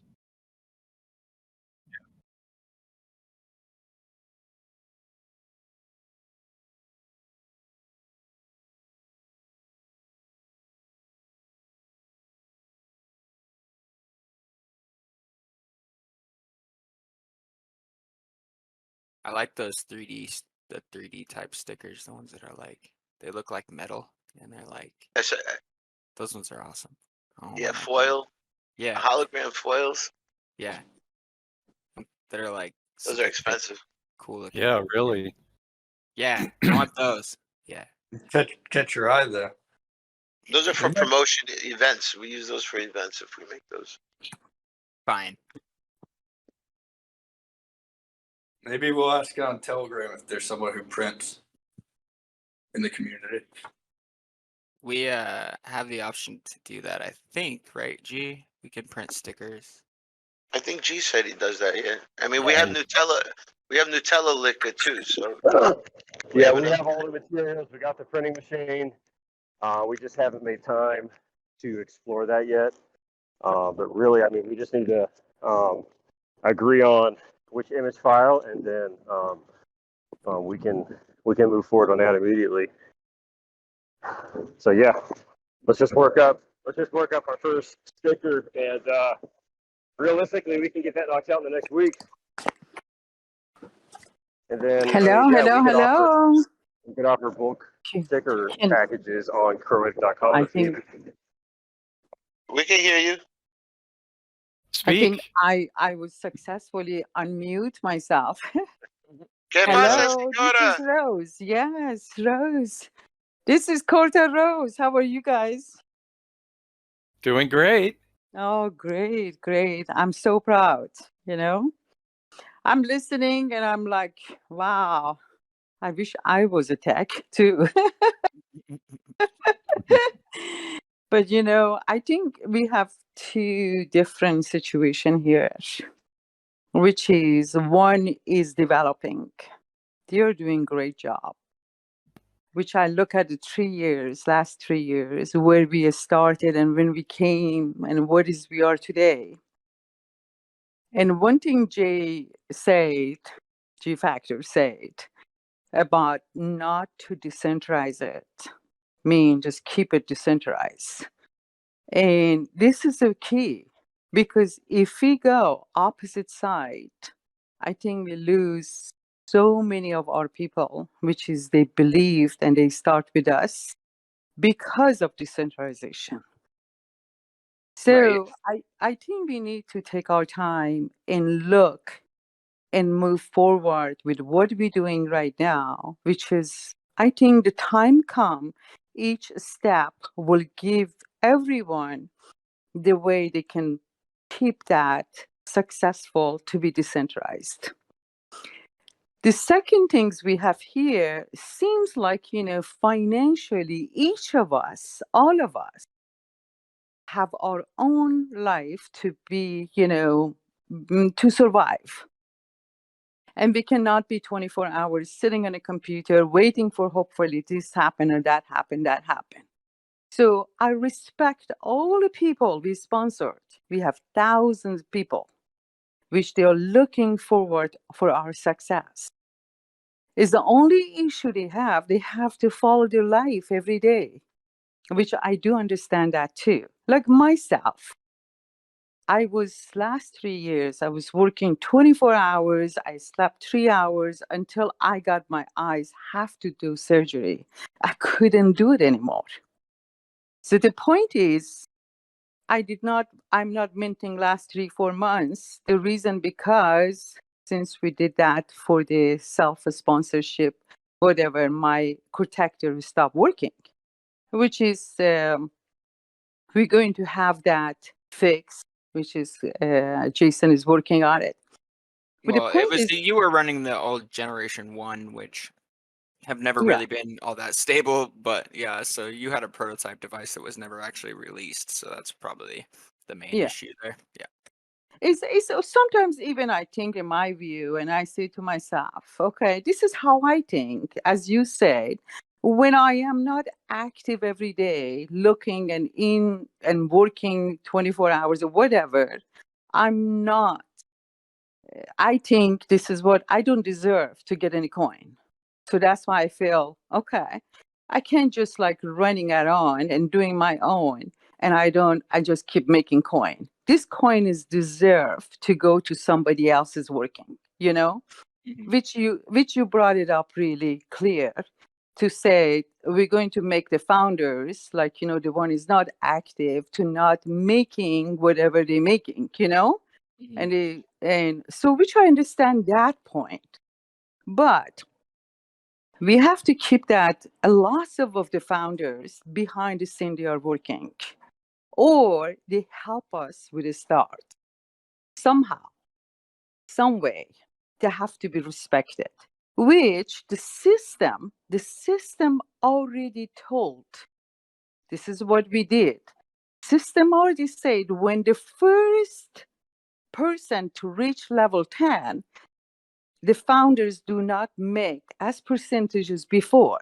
Okay, so if he's I think is what is a 7 now, somebody's in a 7 or 8, so it's 7. just like a two more level, which is 2 or 3 more level, which is about maybe about 5-6 months. The founders is making that high percentage, the rest, but in my view, we have to respect that.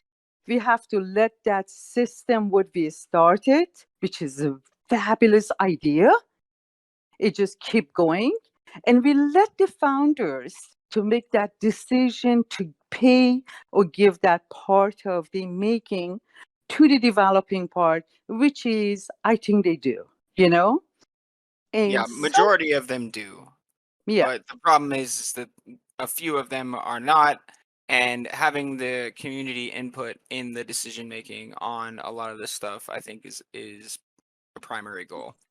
Yeah, but I think if we want to change the whole system we have for that couple, I think that is kind of a discrimination, because we don't know what they are doing or the time of the value of what they are participate, In that moment, like 3 years ago, it was if they purchased, example, I'm saying to you, example, like as you know, Ethan is one of the founders, okay? at that time, if they use that fund and they purchase with is a Bitcoin was about $2,800, $3,000, they purchased Bitcoin, they were sitting on 60,000 each coin. You know what I mean? So they did investment in that time to believing of this platform, which I think that's why I am here today. The number one, the platform we are offered to the world is change everything. It's going to change everything. But one problem I see here, the financial issue of each person to survive because of timing, it is, we were thinking about this is going to be like, I thought it's about 2 years, we're going to have, everything set up. But no, 3 years. But I think this year is a huge year for us. I believe it because I know many people behind the scene. They are looking at Qortal and they are amazed. It's only one thing we need. I know that. We need a Q app. And a Q app because the technology is so advanced now that people not looking at to go to sit in a computer reading or Q chat or this or that. You know what I mean? So I believe we are more concentrate to get the value of our platform to high, which is backup assets to all the coin we have.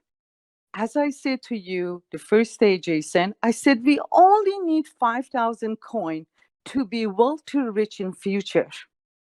We don't need 50,000 or 100,000.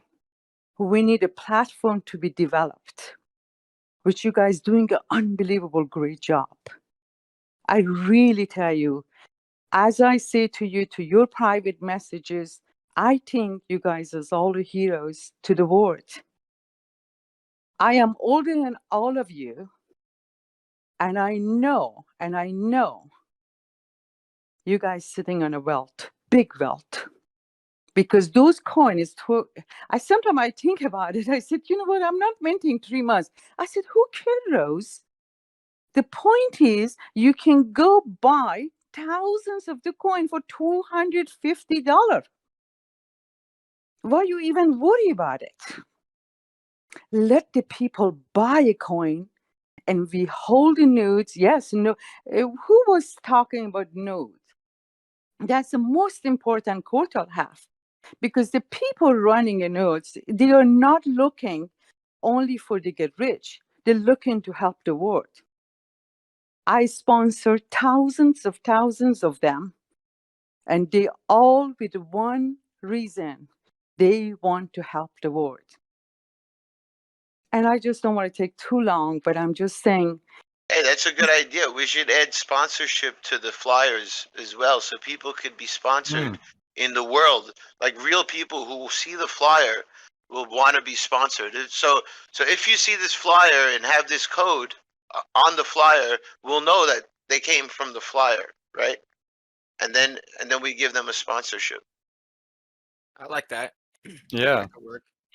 Yeah, Put the sponsorship, I tell you what, the word of mouth is a great thing. What we see it, the people bringing other people because they know what they are getting into it. Because it's 100% of people we are trying to promote. 99% of them, even the young age these days, they do not have PC. They have little phone and they're working on that phone. I was just talking to one of the girls, just like unbelievable. But she doesn't have a computer to running it, or she's living with a mom, or he living with a brother, or you see the world is a crisis right now. People not having that kind of comfort life to you or me have to have a home, have an internet, have a computer, having run this, running that. So what we are doing is, Jason said, the best thing, we have to make people to feel so comfortable. So run it, so comfortable for just 1, 2, 3. That's it. So I think we just have to more developing to that point. And a sponsorship, I think one thing is Jason told me long time ago, and I didn't understand that time. He said, Rose, we need to develop a sponsorship people coming in, and they need a system to be 100% perfect. And they are not tech people. It's hard for them. So sponsorship, you're giving sponsorship, but you're giving a headache too. Because they cannot sit on a computer minting and learning and this and that. They do it for a short time, but after they left. Yep, I have the same experience. Most of the people I sponsored, they're not running the nodes anymore. Exactly. So what I'm saying, it's not a big deal to do this sponsorship. I have 1,000 people to sponsor, but they sit in a computer, they run a nodes. No, they don't have they cannot. So one thing G said, let the get the big people come in and let them run their own, whatever project is on Qortal, that's a great idea. We need more people on high tech technology than we need, that is what we need. Which is, I think, that one of the great things, if we get a team to write the letters to the people in cryptocurrency or blockchain technology to put a beautiful, way, they will look into it, which I am doing right now with a simple English writing. I can talk, understand.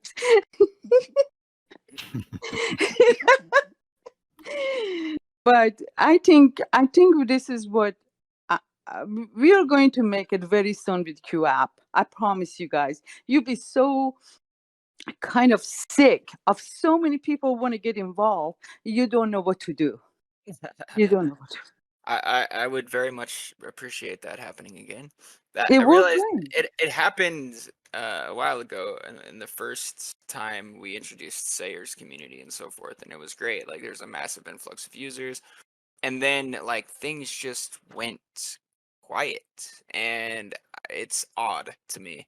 And I figured that things would just continue to grow organically and a little bit faster than they have, but yeah, we really need demonstrations of what the infrastructure can do, and that's Yeah. really the crux of the problem. I think is Every that we need those every business have a different stage. So what we did, we have a stage to everyone like, wow. And after that, people say, oh my God. After wow, oh my God. So we have that stage. In my experience, I am older than everyone. In my experience in business, is every stage you have to go and little quiet, little back. The people say, oh, this is just like, I don't have time. I don't want to do that. We hear that with people. But again, you're in a good track. You're doing an unbelievable job as a leader, which I love it because you're intelligent. You know exactly what we need. This is Qortal needs or everyone needs. Really dearly admire G Factor. I know I fight with him so many times, but he's coming so experienced and learning, and I love the knowledge he have, And I think we're doing great, is my view. And we are building unbelievable platform, man. We are not just like, making a little, little house, building a little house. No, it's a lot bigger than that. Yeah. You build the Q app. I promise you, Jason, I will give you the words. Yep, that's I what already the plan told you is. that. We're very, very close. So Yeah. as soon as we get the stuff that we have now on testnet on the mainnet, and then we can build the first blogging platform and the first video hosting platform, and then it'll be a lot easier to get people to pay attention, in my opinion. One of the things I was in cryptocurrency for many years, okay? Almost 10 years. Bitcoin, I always regret why I didn't buy Bitcoin that much, why I didn't do this, why I didn't do that, But now Bitcoin gave us a step to the future. And I want you all know that and many of Bitcoin owner, which is wealthy rich, sitting behind us, looking I have all the texts or messages. They said, oh my God, guys, you're doing unbelievable. So they are waiting, they're just waiting to that point of getting simple, as you say, to update to the point of like, they don't need to keep, sitting in, Utility. Yep. yeah. Simple utility. Yep. Yep. That's it. Totally. That's So it. just giving a little time and giving a little this, because I think I goosebump when I talk about it. And when I do that, I feel like, because I know is the power behind this and put all of us together for a reason. And I feel it. I feel it because before, I just want to tell you the last thing before I go, before we launched Qortal, I saw the flag, the blue flag was all over the sky. And I saw that and I blew. When Fred came up with the logo of blue, I was shocked. I was completely shocked because I didn't tell my dream. So what I'm saying to you, this is the power behind it. We are going to go to the moon, to everywhere. Just give the Q app and you will see how people will, adopt this. And that's all I can say. I tell you guys all, I'm so proud. I know everyone said, oh, you're always talking positive. No, it's not about that. I'm not looking at the wealth. You look at my coin. I did not mint last 3 months, I think. Yeah, Jason? Yeah, I don't know. The reason because I didn't, because as I told you, not because of the things, my protector, because I think you guys deserve more. You understand me? You guys deserve, the developers deserve more. I would love to, and So thank you very much for, all your hard working, and I love you guys all, and I'm here anytime you need me. Hey, I, may I just throw one and thing I tell out? you what, Go ahead. whoever the team working on a Q app, I have 5,000 court for them as a reward, beside whatever. As soon as we launch that day, that, you got, hopefully those days the coin is worth $1 million. I'd rather see you mince Rose and be able to gift coin than just be distributed among other people, So I we need to love get your you. node. We need to get your node Yeah. fixed. Hey, Seth. Get her I a know new one. I already Hey, sent it, but I just have to be what color? locally. What Yeah, color what did you color want? you want? What color did you want for your protector? Oh, I love red, that rose. Okay. Well, There we you got another one go. on the way. I'll get it shipped in the next day or two. Make it I happen. love you guys. Okay, have a wonderful day. Okay, Jason, G, everyone. Lutet, all love you guys. You guys is all great. I can take all the names, Thank and you. so Poyser doing a really good job with all these flyers. I cannot tell you how happy I am with his, and I love you guys. Thanks, Rose. Thank you. Yeah, Thank thanks. you. Thank you. It's not about the income, it's about the outcome. Yep. I like I that love one. that I really saying. like that one. Yeah. We gotta run wild with that one, yeah. Yeah. And then about the Hello, flyers, hello. we have to distribute it. What's that? What was that? I didn't Oh, say anything. yeah. I got a question for you guys. Sure. Just marketing stuff. I joined Qortal off of Sayer G's videos back 2 years ago, I think that was. Nice. Yep, me too. And been following pretty closely. I love how you guys like poke holes in all of the current crypto technology out there. I think it's the most straight up project that I've come across, to be honest. Yeah. Thank you. The community is so on point. Yeah, that's what keeps bringing me back. I run Project Override, and I've just been pitching like podcasts, trying to slowly explain complex topics like crypto and law and different stuff like that. And I'm hoping to feature Qortal in episode 11. Okay. And my intention with that episode is to take some of the concepts that I've like imagined with what crypto can do and blockchain can do, and then see how like a Q app could do that. So just Yeah. basically having a conversation with someone in Qortal that's recorded, and then just going over like how that would work on Qortal, essentially. Absolutely. Yeah, man. I would be more than happy to do that with you. Let's get in touch. I'll message you right now. We'll figure it out. Perfect. Thank you very Cool. much. Yeah, absolutely. Thank you. Awesome. Cheers. And then we can have an after party, where we all get drunk. I don't drink, but it's all on you, man. You have all the rum. It could be all yours. Yeah. It's all about the after party. After party. Yeah. I love the accent. I stayed up in New York for a while, and I kind of started adopting the accent over time. And I like came home like, hey, what are you talking about? I don't understand why you got to break my balls. Right? I have to. It's part of my nature. I just published another website for someone today. I'm getting better at converting websites.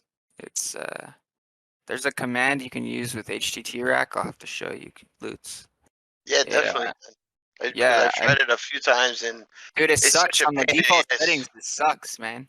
Like you There's have so to much use to fix. yeah, I know. So I think this one I'm gonna check it out in a second. I think it came out a lot better, hopefully. And I've also so with that it generates this like index. It generates another index on top of the regular index, right? So it's got an index HTML that goes in like the primary folder, and then that points to the other index.html, and it automatically redirects you when you access it, right? If you take that initial index and you modify it a little bit, then you can have the metadata, right? Have it show up like I did for here. I'll send you a link for the one I did for Archaics, where when you send a link through the gateway, it looks like this. Hold on. Oh yeah, but you're talking about sending it through the gateway. I want it to be totally recreated. I don't want that index file is basically like a manual forward. Yeah, but check it out though. If you do it like this, you can so the metadata will pop up and say Archaics website converted for Qortal by Croatic and Dennis, right? So you can make it say stuff like that when you access it through the gateway. So I think it's cool because then for like SEO and so forth. Nah, dude, we don't. Gateway. Yeah. SEO is And bad. it'll lead people to Qortal, is what I'm saying. If you mention Qortal in the metadata. But anyways, I published the other one right now too, and I want to see what it looks like. But the Archaics one, that one was a difficult one to convert, man. Like that one, for whatever reason, did not convert very well. Like it ended up being all right. I would have to put a lot more effort in it to get all the other stuff, and obviously the videos and so forth need the cross-site linking and publishing and whatever. But it came out all right. It's okay. It's a presence there at least to start with, and then we can work on more of it later. But Is this on a CDN? It's kind of slow. What the Qortal.link? It's a redundant gateway, so it's accessed through multiple different nodes. So I don't know which one you're accessing right now, but it should be pretty quick. I don't know. They're both on gigabit lines. Once you're in there, it seems to be quick. Well, yeah, once you load it, it's instant. Yeah. But yeah, I published another one just now. I think it came out better. I'll check it in a second. Let's see. But we have multiple master nodes now on. So now, no matter what, when you publish on Qortal, you're getting like at least 5 redundant copies, which is pretty good. To start off with, yeah. Yeah.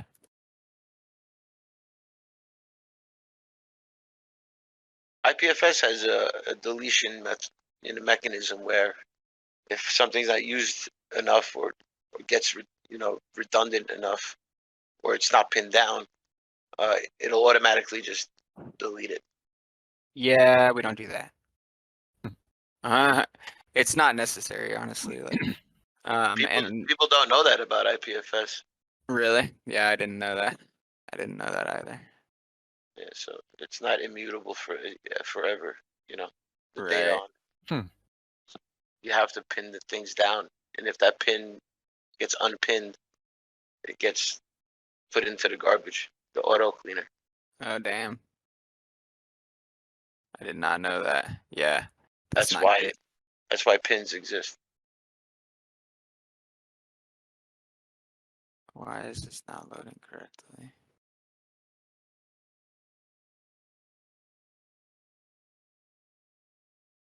Anyways, anybody else have questions or? Yeah, so I got honey, right, and it crystallized. How do I uncrystallize it? You know, I have no You idea. boil it, I think, don't you? I'm vegan, bro. I don't eat honey. what do you mean you don't eat honey? It's bees. Don't eat honey. They make it for us. Right? Yeah. Well, they also make it for themselves. I Yeah, but think you boil it. They make it for us too. I asked them. Yeah, warming it up, I think, is the way you can do it. Yeah. Yeah.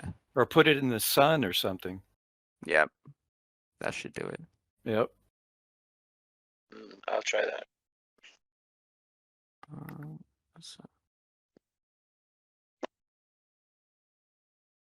Yeah. So what do you think about the flyer idea? Let's get images of people posting flyers in their local towns, and we already have a fund, I think, of 1,000 or 2,000 Qortal. I mean, we could pay out one Qortal each for a good image. You don't pay out the platform. You pay out the coin. Yeah, you know what I mean. Yeah, I know. But you always say that. Say court. It's just court. It is what it is. Tomato, tomato. Fine, whatever. Yep.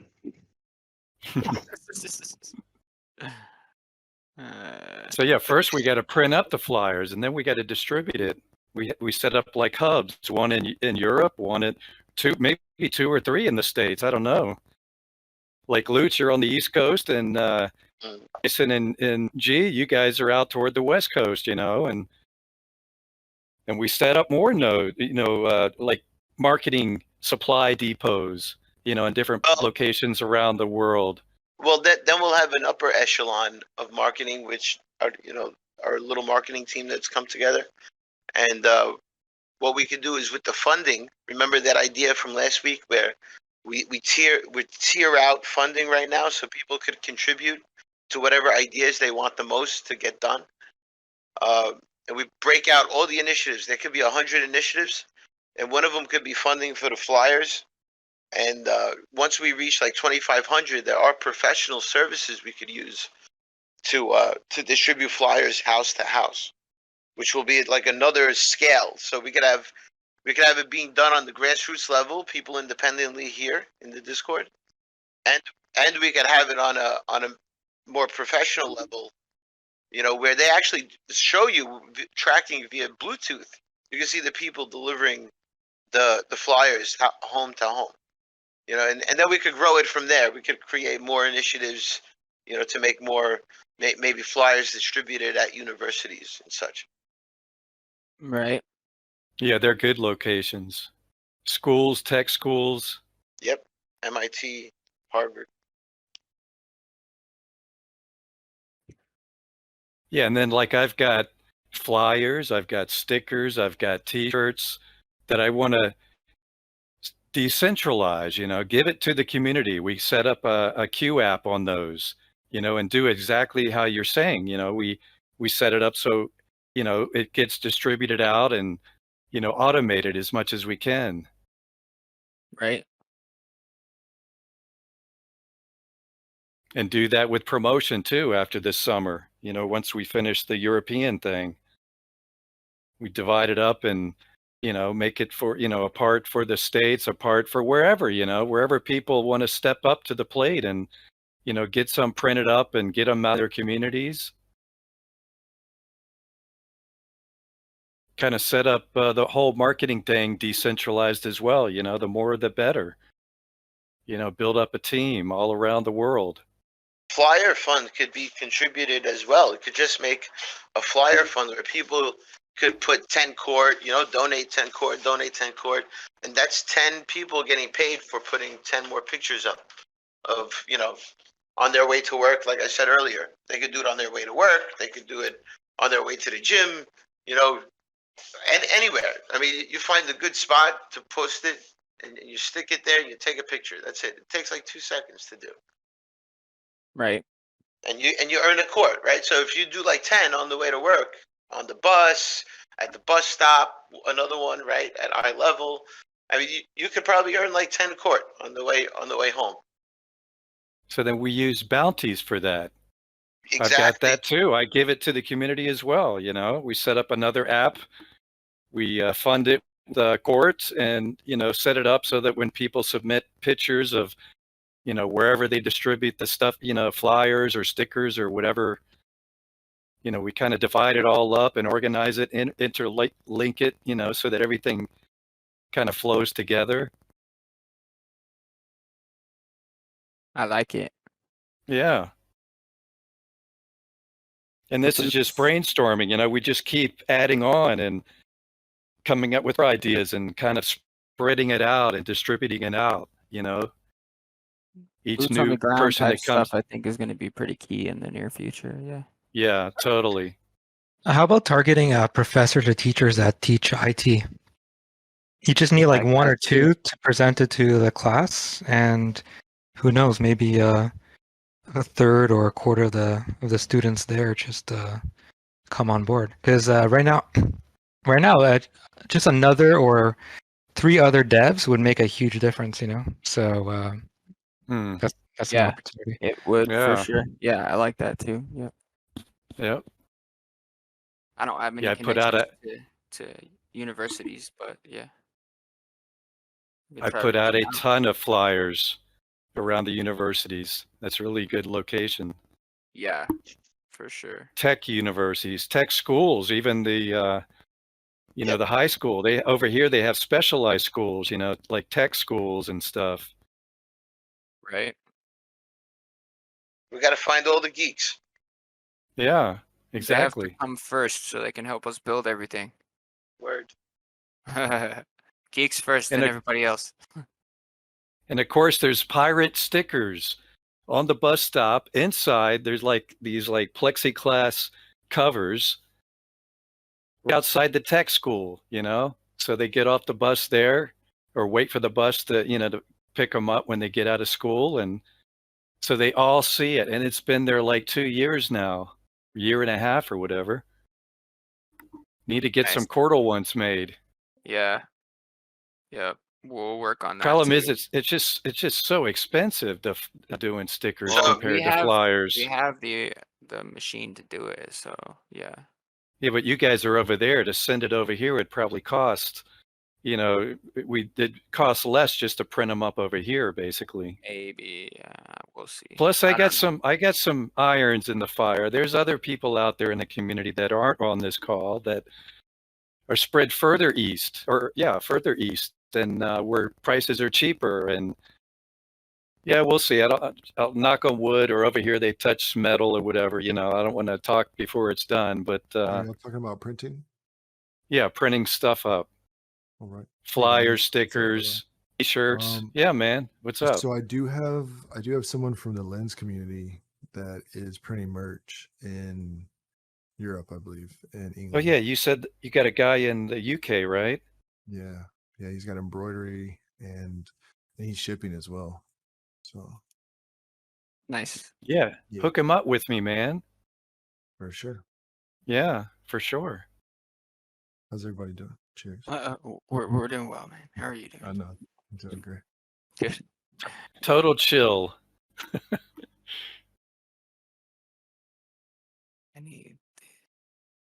I'm like, you could always use pirateship.com if it might reduce the cost by sending it via pirate ship. I love it. I love it. Is that a thing? Yeah, what is that? Pirateship.com, man. It's real. Literally a thing? .com. Yeah, I'm not joking. That's hilarious. All right. Pirates, it's well protected by pirates. That's hilarious. for UPS and USPS shipping. Yeah, that's also a thing. Yeah.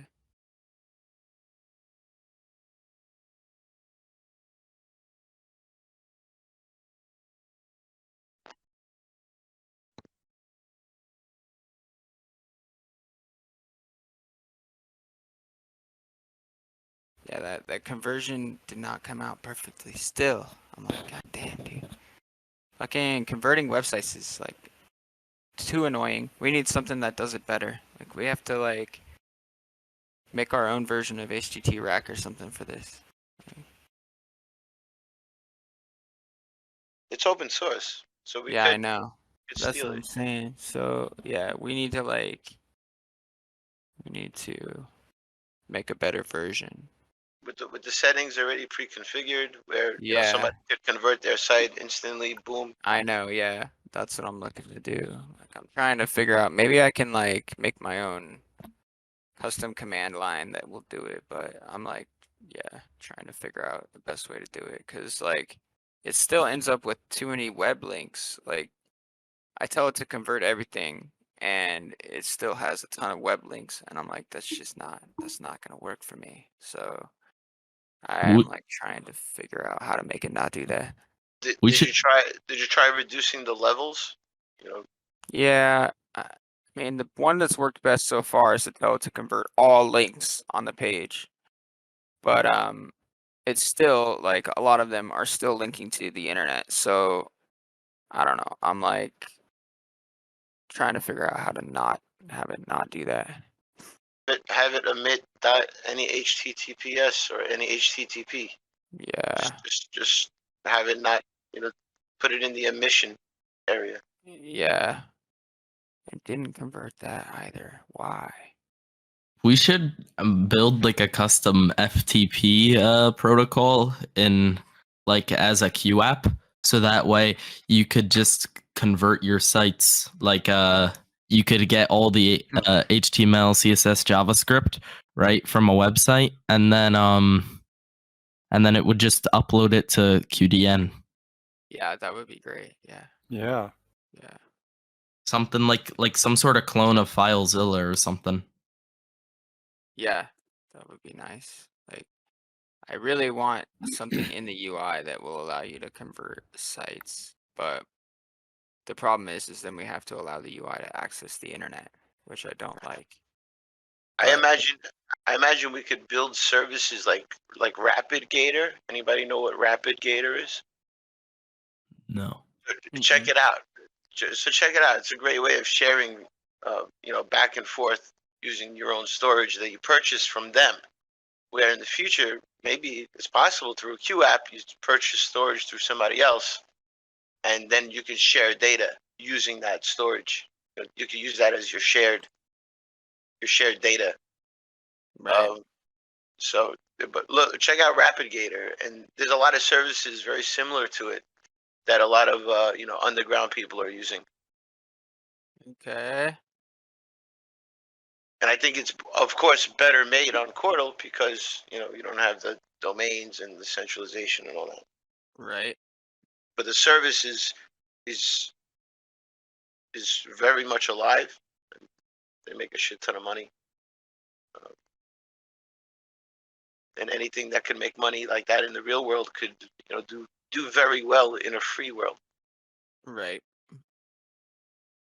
And then create like a site builder app, for That's Qortal. definitely. I want to have that built into the UI itself. So Yeah, exactly. Yeah. Mm-hmm.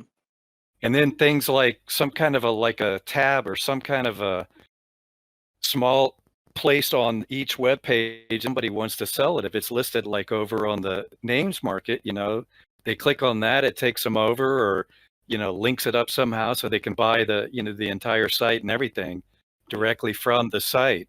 Right. I was thinking too that would be a good way for someone to do like web building services, right? Like they can register a name, build the entire site on it, then sell the name, right? So yeah. Yeah. Yeah, there's really a million different things that people can do. Really, it's really unlimited, really. Yeah, it is. once Q apps are available, anyone can just build a Q app to make a site builder, as like a third party service. And then I think Lynx had a QDN website builder, but I think he took down the site now. Oh, did he? Yeah. Well, that won't be a thing once it's built on Qortal. So. Hey, you never know. Other people come by and make it better, bro. And then they charge you a little more. They can charge a little more for the little extra bells and whistles that their conversion does, right? And it grows. And, that's what competition does. It makes it better. Exactly. Free market.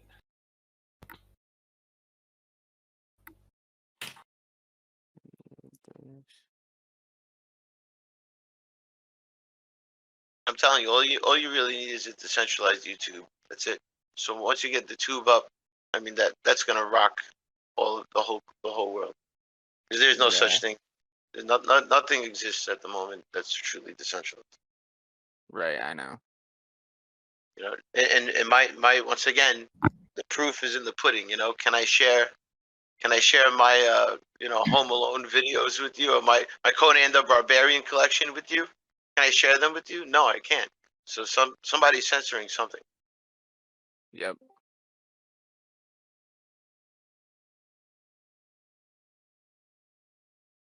Why is that still? Yeah, I'm trying to get this conversion to work exactly the way I want.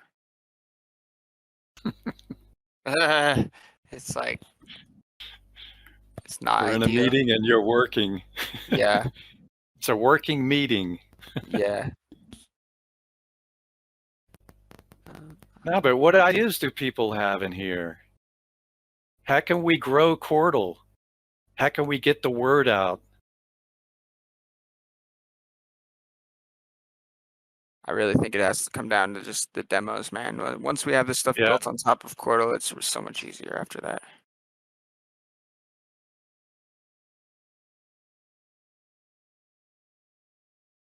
Yeah, once we have the Q apps and fix up Q chat, that's it. And then we could start pushing marketing quite a bit.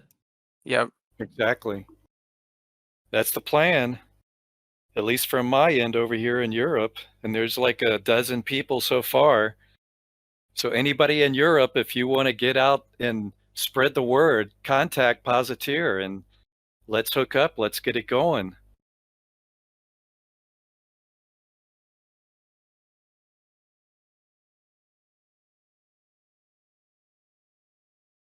That's maybe we can do a contest.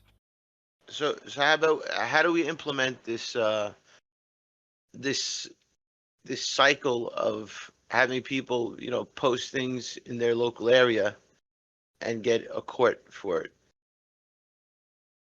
Once the Q apps are out, we build it out on bounties. No, we don't got that kind of time, bro. What do you mean that kind of time? We gotta do this now. So we could have people post pictures of where they're posting the flyers, and through Discord they could get a bounty for their flyers. Fine. Yeah, first we got to get the flyers though. Yeah. Well, they could they print out the flyer. They print out the flyers. And no using AI to generate fake photos. This is right. Yeah. Deep fake. We'll all have to judge them. We'll all judge them. We'll give it a voting system. It seems like complicated. No, but seriously, we built some kind of an app on bounties, and we set it up so people submit their pictures. And sorry, somebody else saying something? Yeah, G was, but it's cut out a little bit. So. Yeah. Actually put pins on a map. You guys hear me? What'd now we hear clever you. is to have a map. You can put. Then you cut out. Yeah, you're not in a great area, it seems. Yeah, so we got to get this implemented now. Like, we can't wait for Q apps. I mean, that's going to be another month or 2 months, bro. We can't wait that long. Not that long. We don't got that kind of time, bro. We don't got that kind of time. Let the Well, the developers summer, do what they do. the summer is when we get the word out. Really, I mean, that's like the season.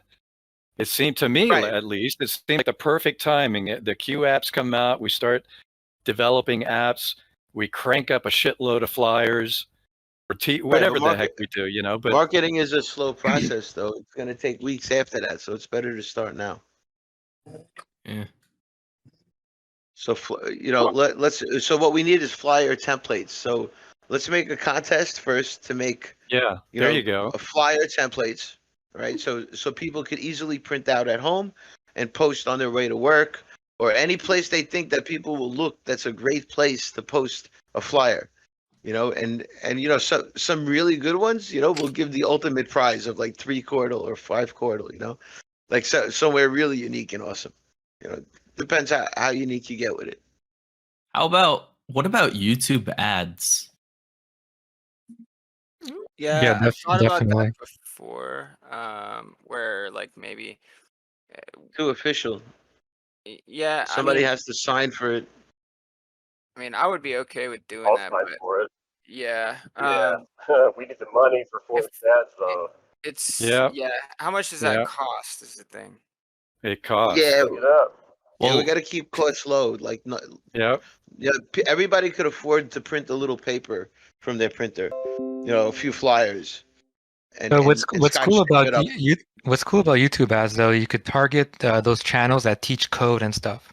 So yeah, uh, that's true. it's cool. It's cool to target like the average the average user. Sorry, but it's also important that we get devs on Qortal so they could build Q apps. So then when people come into Qortal, they have something to do. Because right now we have a lot of miners, but most of the time we're on Discord, we're on YouTube. We're not using the Yeah, infrastructure and yet. we definitely need to do that. I'm totally down with doing it. I'm just saying there's no funding at the moment to do that Yeah, kind of that's stuff. true. Yeah. Yeah. well, if everybody pooled their money together, we could probably get like a huge sum of money for that. I don't think so. Not at this point in time. We No could one's try. selling at the moment, bro. You could try, but yeah. I mean, it's good if you put a fund together now, so that by in a year from now, that fund will naturally increase from the current price. Because at the moment, this is the base price, I believe. This is not financial advice, by the way. But I believe this is the base. Because when Qortal started, it was 30 cents, 25 cents. So. Yeah, it's This is crazy. we're at. I believe we're at the base. I don't think it'll go that much more lower. Nah, man, it's So always going lower. So So let's use. anything you fund now might be has a higher potential of being a lot more if you just keep that fund going for the next 6 months. We're in a bear market, man. It's just gonna Yeah. go Who gives down. a shit about a bear market overall? Like honestly, who gives a shit? That's Like what I'm it's not, it saying. has So nothing to have them do Yeah. have with people Qortal. donate Like, now. doesn't. Yeah, have people donate to a We're fund not now. listed on any centralized exchange. We're not like In we are not in the same category at all. The overall bear on market top of means it, nothing. yeah, on top of it, it locks the coins in for that amount of time. So keep the fund going for the next year, and in a year from now, I mean, or if you reach your goal before that, you can execute the plan, whatever initiative it is. So then let's take those names that I said I registered: flyers, stickers, T-shirts, bounties. We set up Make all those of all. those Yep, accounts those are for all those initiatives. things.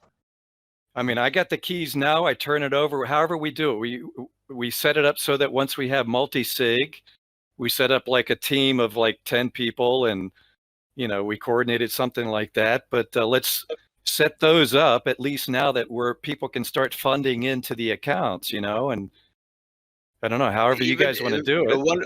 one Qortal could be $10 one day. You never know. So that fund could appreciate to something great, where marketing could go on for a long time with a funding like that.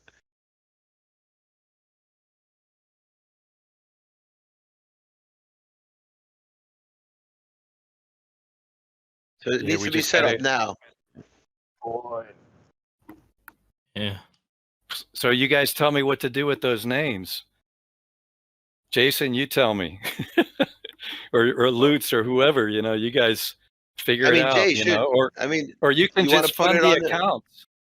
You can just fund the accounts. I'm not going to do shit with them. They're just exactly. sitting there, but You just got to post the addresses somewhere nice so people could yeah, see the initiatives they want to fund. So if somebody wants a QTube more than GitLab, they could donate more to that initiative to make sure that it happens. Right? So they could vote with their coins, put your money where your mouth is, right? Sort of thing. and Anarchy is talking about my radio voice, which I think it's gone. I used to do shit in TV and radio, and I got a shitload of free publicity on the radio, on TV, by just sitting in a damn studio and reading out scripts for people. I don't know. I don't think my voice is that good anymore, but I'm fucking old now. But whatever. I don't know. I'm willing to do that. If we could come up with man.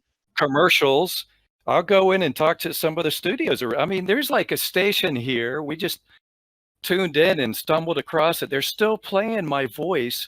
I recorded that with them 30 years ago. And they're playing the hell out of my damn voice. Like, man, talk about profiting off of my voice or whatever. Look into Powtoon. Maybe we could use your voice with different cartoons. Yeah, I don't know.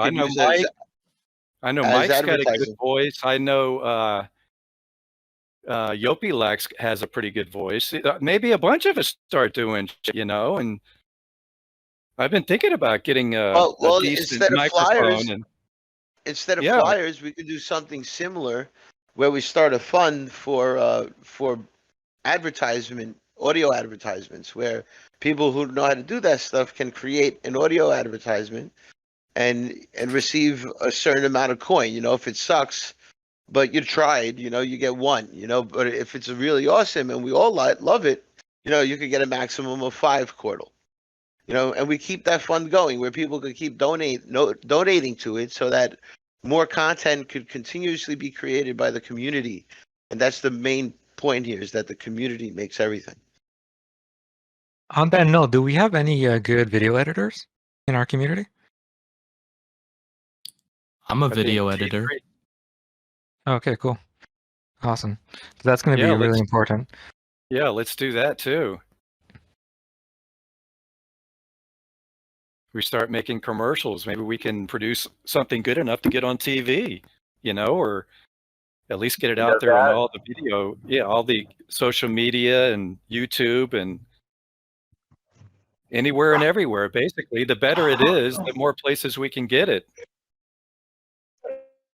Can we create a website in Qortal, in Qortal, where we can see all the funding options and then easily click the button and donate to the one we want? As soon as QApp's functionality gets there, yeah, it can be done. Okay, so the best thing to do is to create the HTML version first, maybe, so that when it comes time, we could implement it. Yeah, I was thinking about putting together a site for that. I've actually started doing it a little bit already. So, so people could vote for with their coins, by donation, what they want the most, and we try to reach the goal. So every initiative would have a funding goal, and we try to reach that goal throughout the year that we put it up, or in more than a year. We just keep it going till it gets funded. Every initiative, we just keep it going till it gets funded. It'd be awesome if we could use crowdfund for that, but not quite. So it is what it is. Yeah, well, it's similar. Same idea. How many devs do we have that can create apps? Like, maybe we should get somebody working on creating apps for those names that we were talking about, bounties and flyers, and until the base functionality is there, and then the few devs that we do have that are working on things and need to be focused on that. Yeah. So we need more developers too. I mean, I got these other 2 guys, but they're super swamped.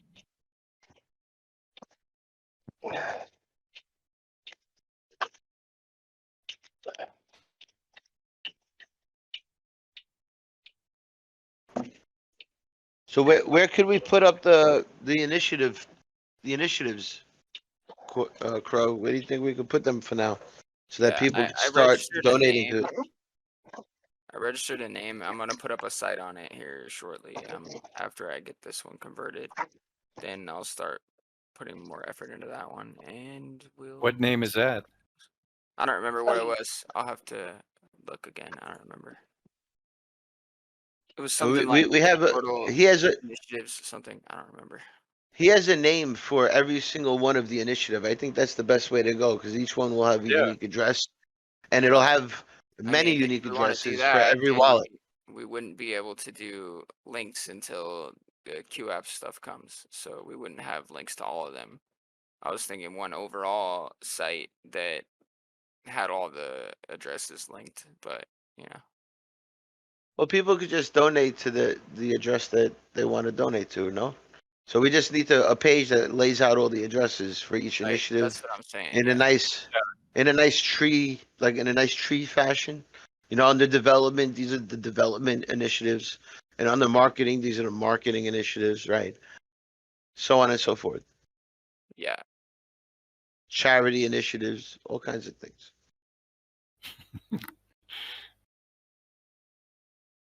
Dude, what happens when you get a domainer into Qortal? He goes wild. And it's not to make money. It's just thinking ideas of what can be developed. So I got what could be done. I already told you, bounties and flyers and stickers. I got donations.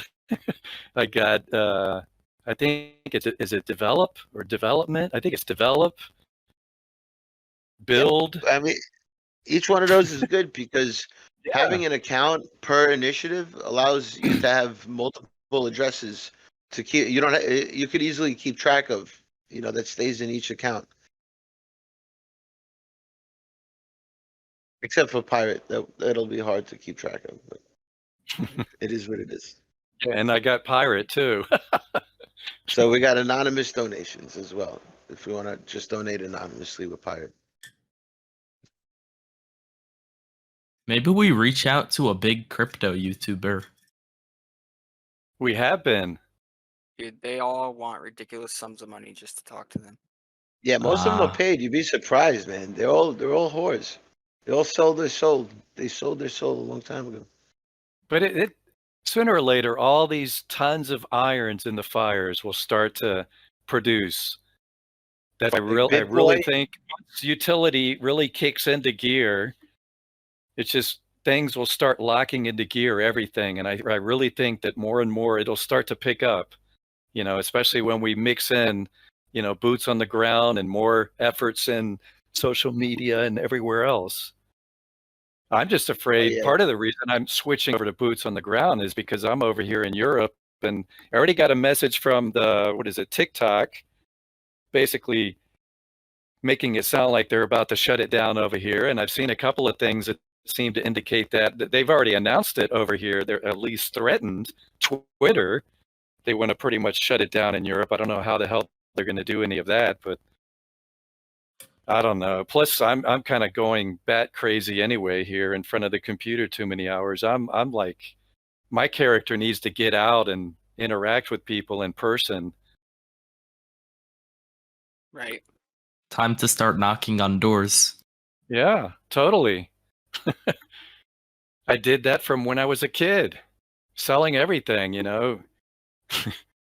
Dude, I want you to go out there today, walk around your neighborhood, all right? Go door to door and distribute flyers. Oh, I will when I got them. Believe me, dude.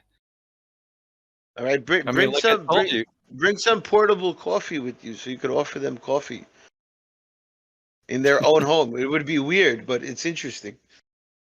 I got one son who's not into tech. He's a coffee salesman. What? I got Would you two like to sit sons. down and And have a coffee with me, and I'll explain Qortal to you in this crypto realm? Would you like that? I brought the coffee myself. It's right here. It's warm. Yeah, how did you get on with that Pirate Fest thing? Are you moving forward with that? Oh, that's a great opportunity, man. I don't know. I don't see anybody else that wants to do it though. Have you asked Quick? He's down in that area.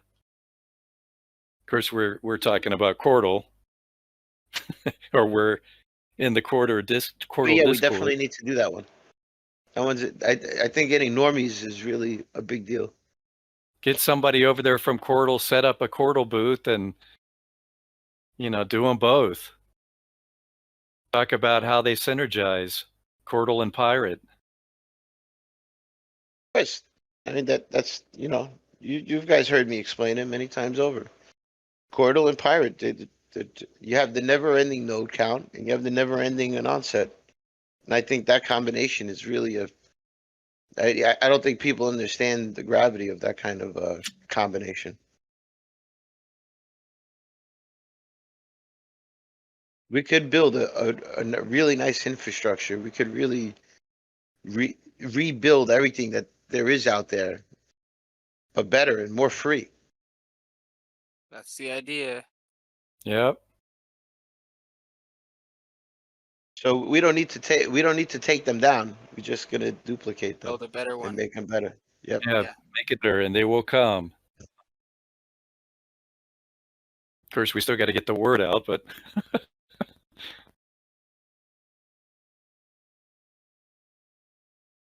Look, we start with little services on Q apps, things that people pay for normally, like like storage and such, and we start small, and we work our way to having like 5, 10 reasons why people need to use this app every day, and we work our way up. That's all.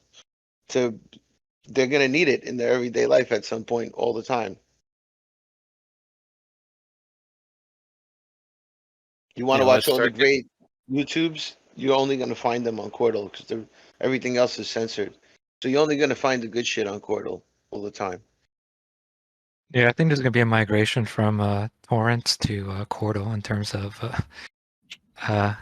quote unquote illegal downloads, right? In terms of like movies and TV shows. For sure, I think that's going to be one of the first things that's going to happen. Legal, illegal. I mean, it's all. Yeah, no, I know. Quote unquote. It's all frivolous. Yeah. Because if I own, the Conan the Barbarian DVD, I should be allowed to share it with Croetic if I wanted to, right? So if I own it, it's mine, right? And I have all rights to be able to share it with my friends, right? So what's legal and not? I mean, it's all very bleak in the definition. It is. I mean, is it mine or is it yours? I mean, is it yours? Did I buy it and it's still yours how's that possible? Like, it's not yours anymore. It's my record now, and I want to share my record with my friends. Yeah, and after 20, 30 years, the government, copyrights go away, no? So even within their laws, eventually it's not theft. If your music is any good at all, and people love it, you wouldn't even worry about this shit. Right. You'd be so fucking popular, you wouldn't worry about this shit. So stop. You should be happy that people are listening to you. I mean, I would be honored if people just listened to me and I was a singer. I'd be honored. I wouldn't sit there and try to chintz out 29 cents for every penny CD I try to sell you. That's a nice markup. We need a good kick-ass theme song for Qortal. Right. I like that. Have a Pirate. contest. Yeah, the Pirate really kicked ass when they did that competition. We need to do that for Qortal.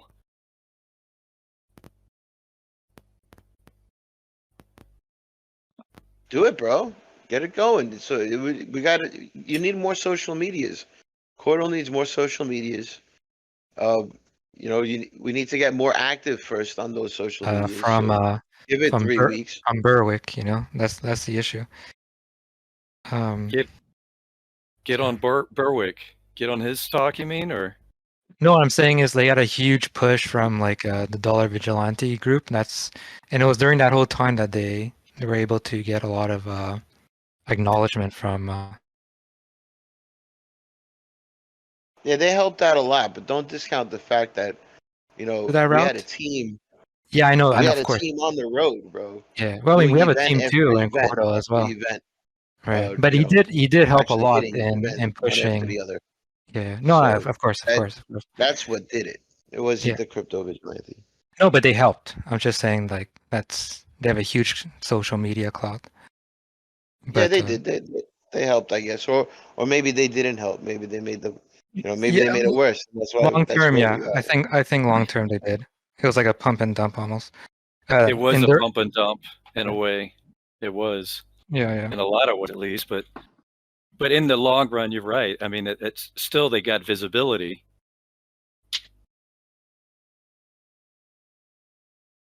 And that's the deal with Qortal now too. I mean, we gotta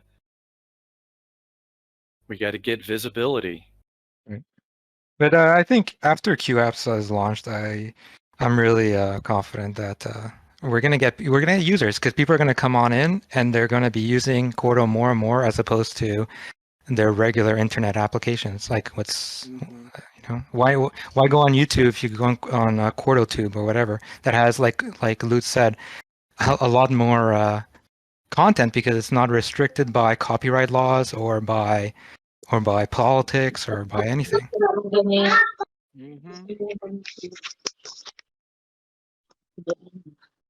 Users will come with utility.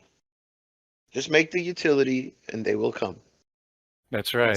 Exactly. Of course, we can help facilitate. Open the gates, let them pour in, help show them the way. Do contests. Come in and take Qortal for a test drive and tell us what you think, and the winner wins this.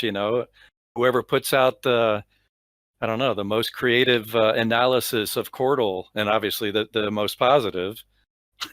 I mean, you can't even deny it though. Even if you've been in the crypto space a long time, and you look at the Qortal wallet for the first time, it's fucking impressive. It's an impressive wallet. Yeah. You can go compare it to all the other coin wallets, and tell me it's not fucking impressive. Are you kidding me? Look how awesome it is. Look how many functions it's got. Are you kidding me? I mean, are you joking? And you're over there investing in a fucking token? How That's the part stupid that do you really, feel?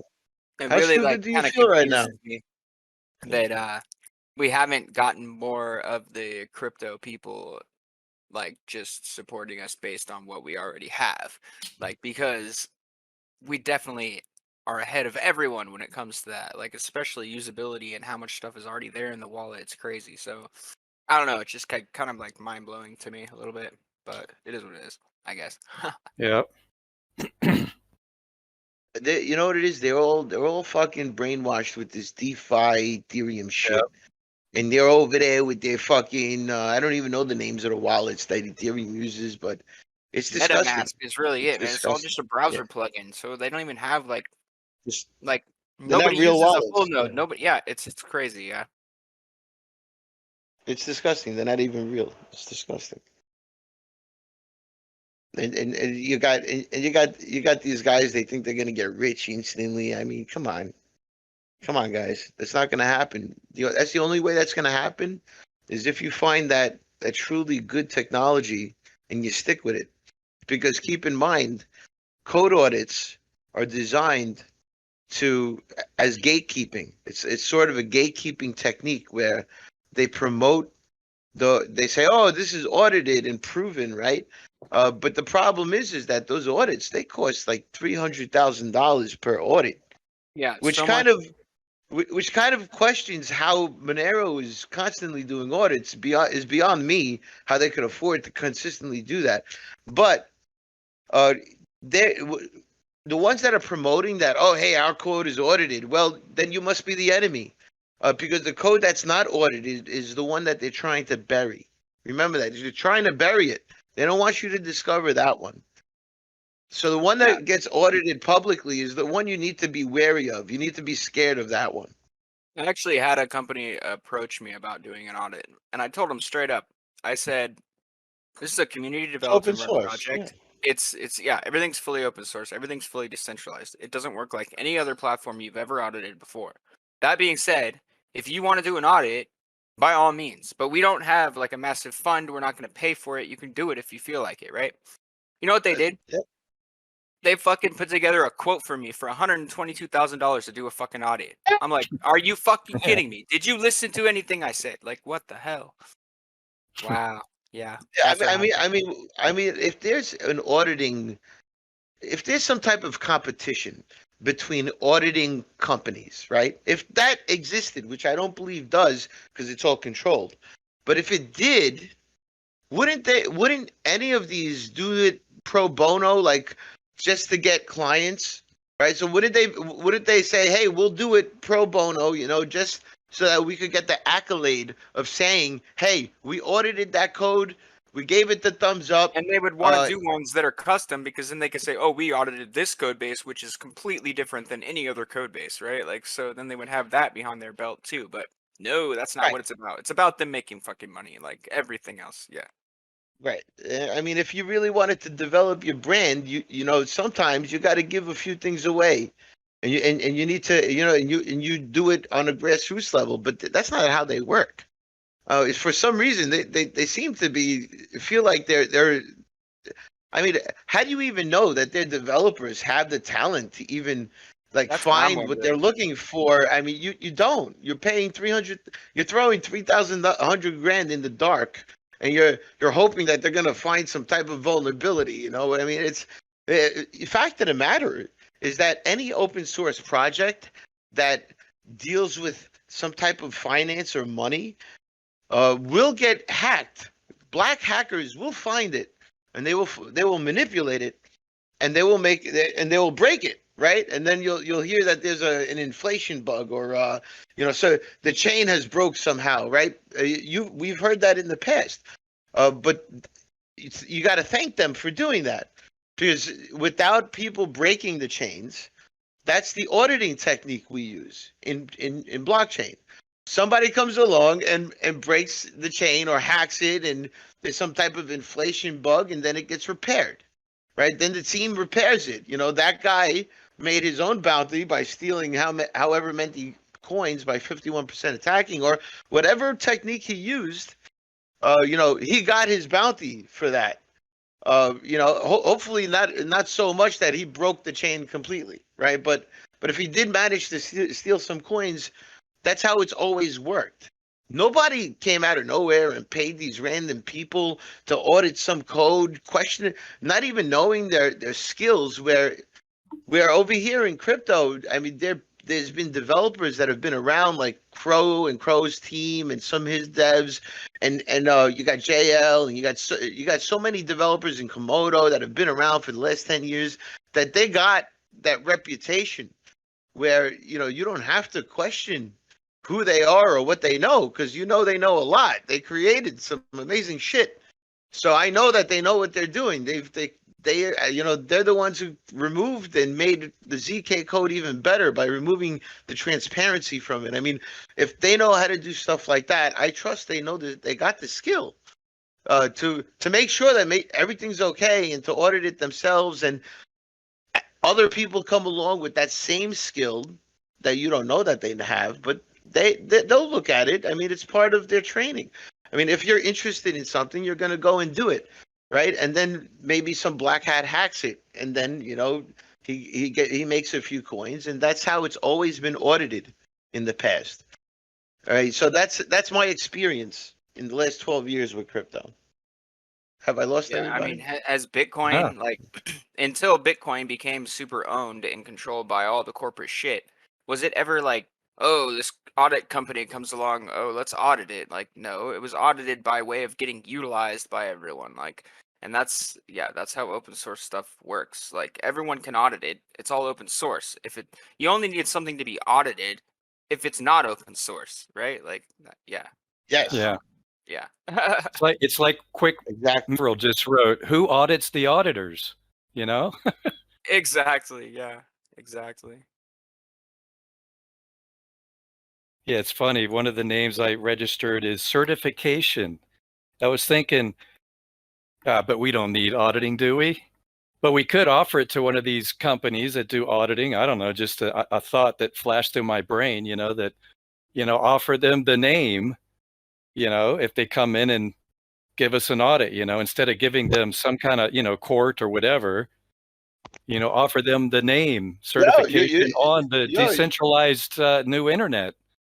Send them an email. Just be like, listen, you have the greatest opportunity of a lifetime right here to make a name for your company by auditing this code that has been released publicly that is beyond unique. Are you willing to make that name for yourself?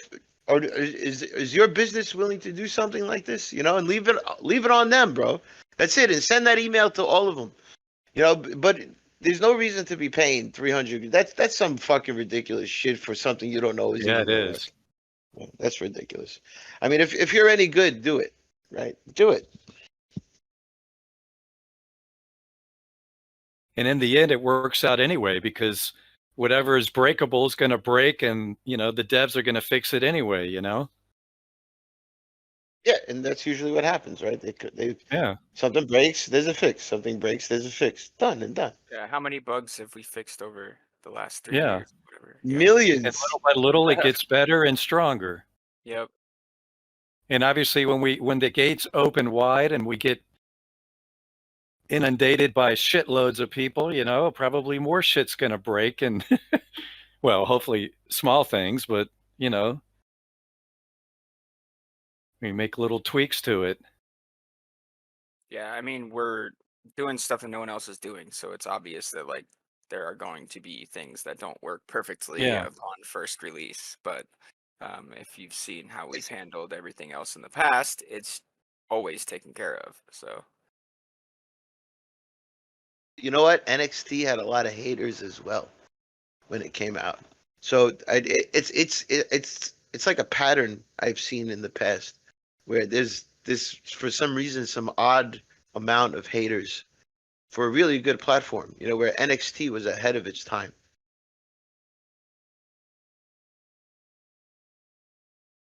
I mean, the only thing that people hate on is stuff that they don't understand. So they don't understand how the sponsorship system works, so they hate on that, or whatever. They think just because there's leveling that there's some pyramid behind it, so they hate on that. But if they actually look into it and they understand what it actually is, then all the things that they're hating on are actually incorrect. So it's just like, it's kind of ridiculous, honestly.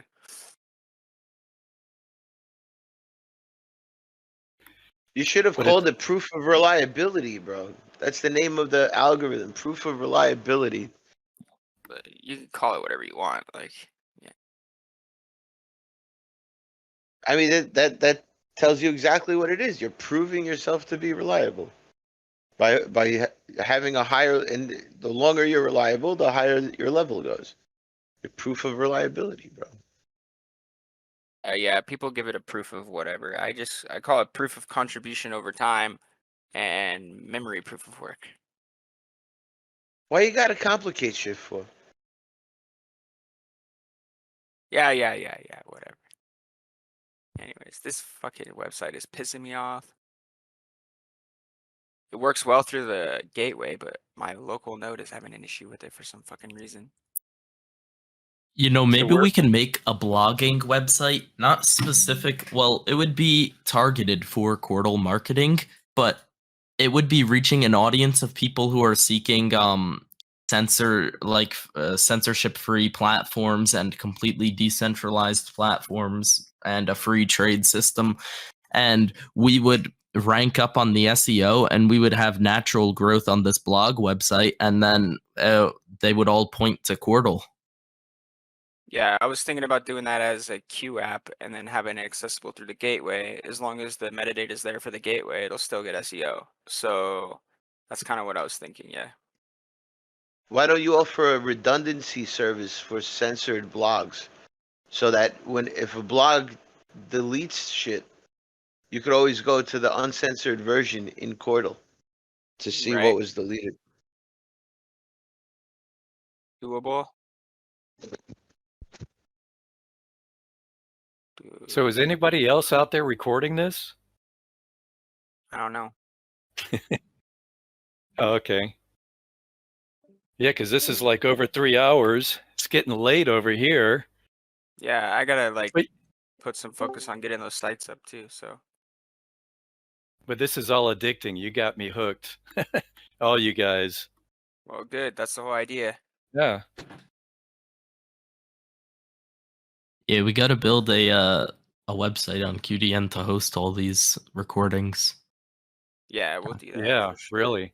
Yeah, well, that's like even just a blog platform could do that. Like, so a blog platform could also be a video publishing platform, right? Like they're like very similar. Like one's just focused on posting like normal type posts. One's focused on posting videos, but you could put a video on a blog. So like I think it really doesn't matter which one we get out first. The only limitation there is going to be the single file publish limits, which is 500 megabytes right now. But I think there could be a method built into the Q app that would take any file that's larger than that, split it up into 3 separate published transactions, publish them like that, and then rebuild it upon someone watching it or wanting to see it, downloading it, whatever. So I think that's definitely possible until we can increase the single publish limits. But yeah, that's the only real like issue that is going to come up after we get a video publishing platform or whatever. When do you see those limits going up? As soon on the as Q- Cal says, I'm working on making those limits go up. Like, I don't know. Yeah. But unless you're uploading 4K videos, for now, I think there's not going to be that many videos that are going to surpass that, I think. Unless it's like a 3-4 hour long video. Right. No? Yeah. 500 is still it's pretty Yeah, high. it's not that small. Yeah. So it'll be all right. But I think we could make it so that it splits them and publishes it in 3 transactions and then puts it back together when somebody clicks it. But yeah, like it's definitely possible to just people use the 500 megabyte limit as best they can. Like if they have to split a video into a couple parts, whatever, like, you know. Oh, yeah. Yeah. I think we can pretty much like come to an end unless somebody else has anything to say, right? I'm good, man. Yeah, I'm good. I'm gonna get some of I these like- sites done. I'll figure out that one and get it published up. Just need a list of those names. Which names? The ones I said? Yeah, if you want to use those Yeah. accounts, I don't care. Like, Yeah. okay. It's a I'll name. send It's it. a name. It's a name per initiative, Crow. So if you Right, need so more, just list out stuff. Maybe put it in a marketing server or whatever, and just list it out, and then Yeah, okay, I'll do start that. putting it together. Yeah. Okay. I'll do it tomorrow when I get up. Okay. Sounds good. Yeah. All right. All right, guys. Take care. Later. later, guys. All right, later.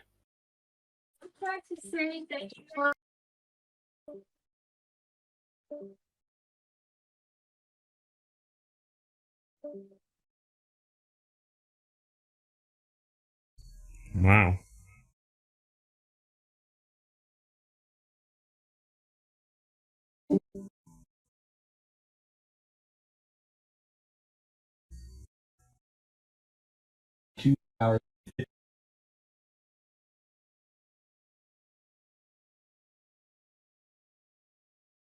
I've got no idea.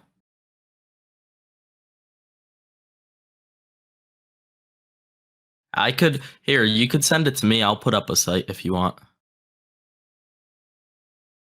If you send it to me, I'll put it on QDN.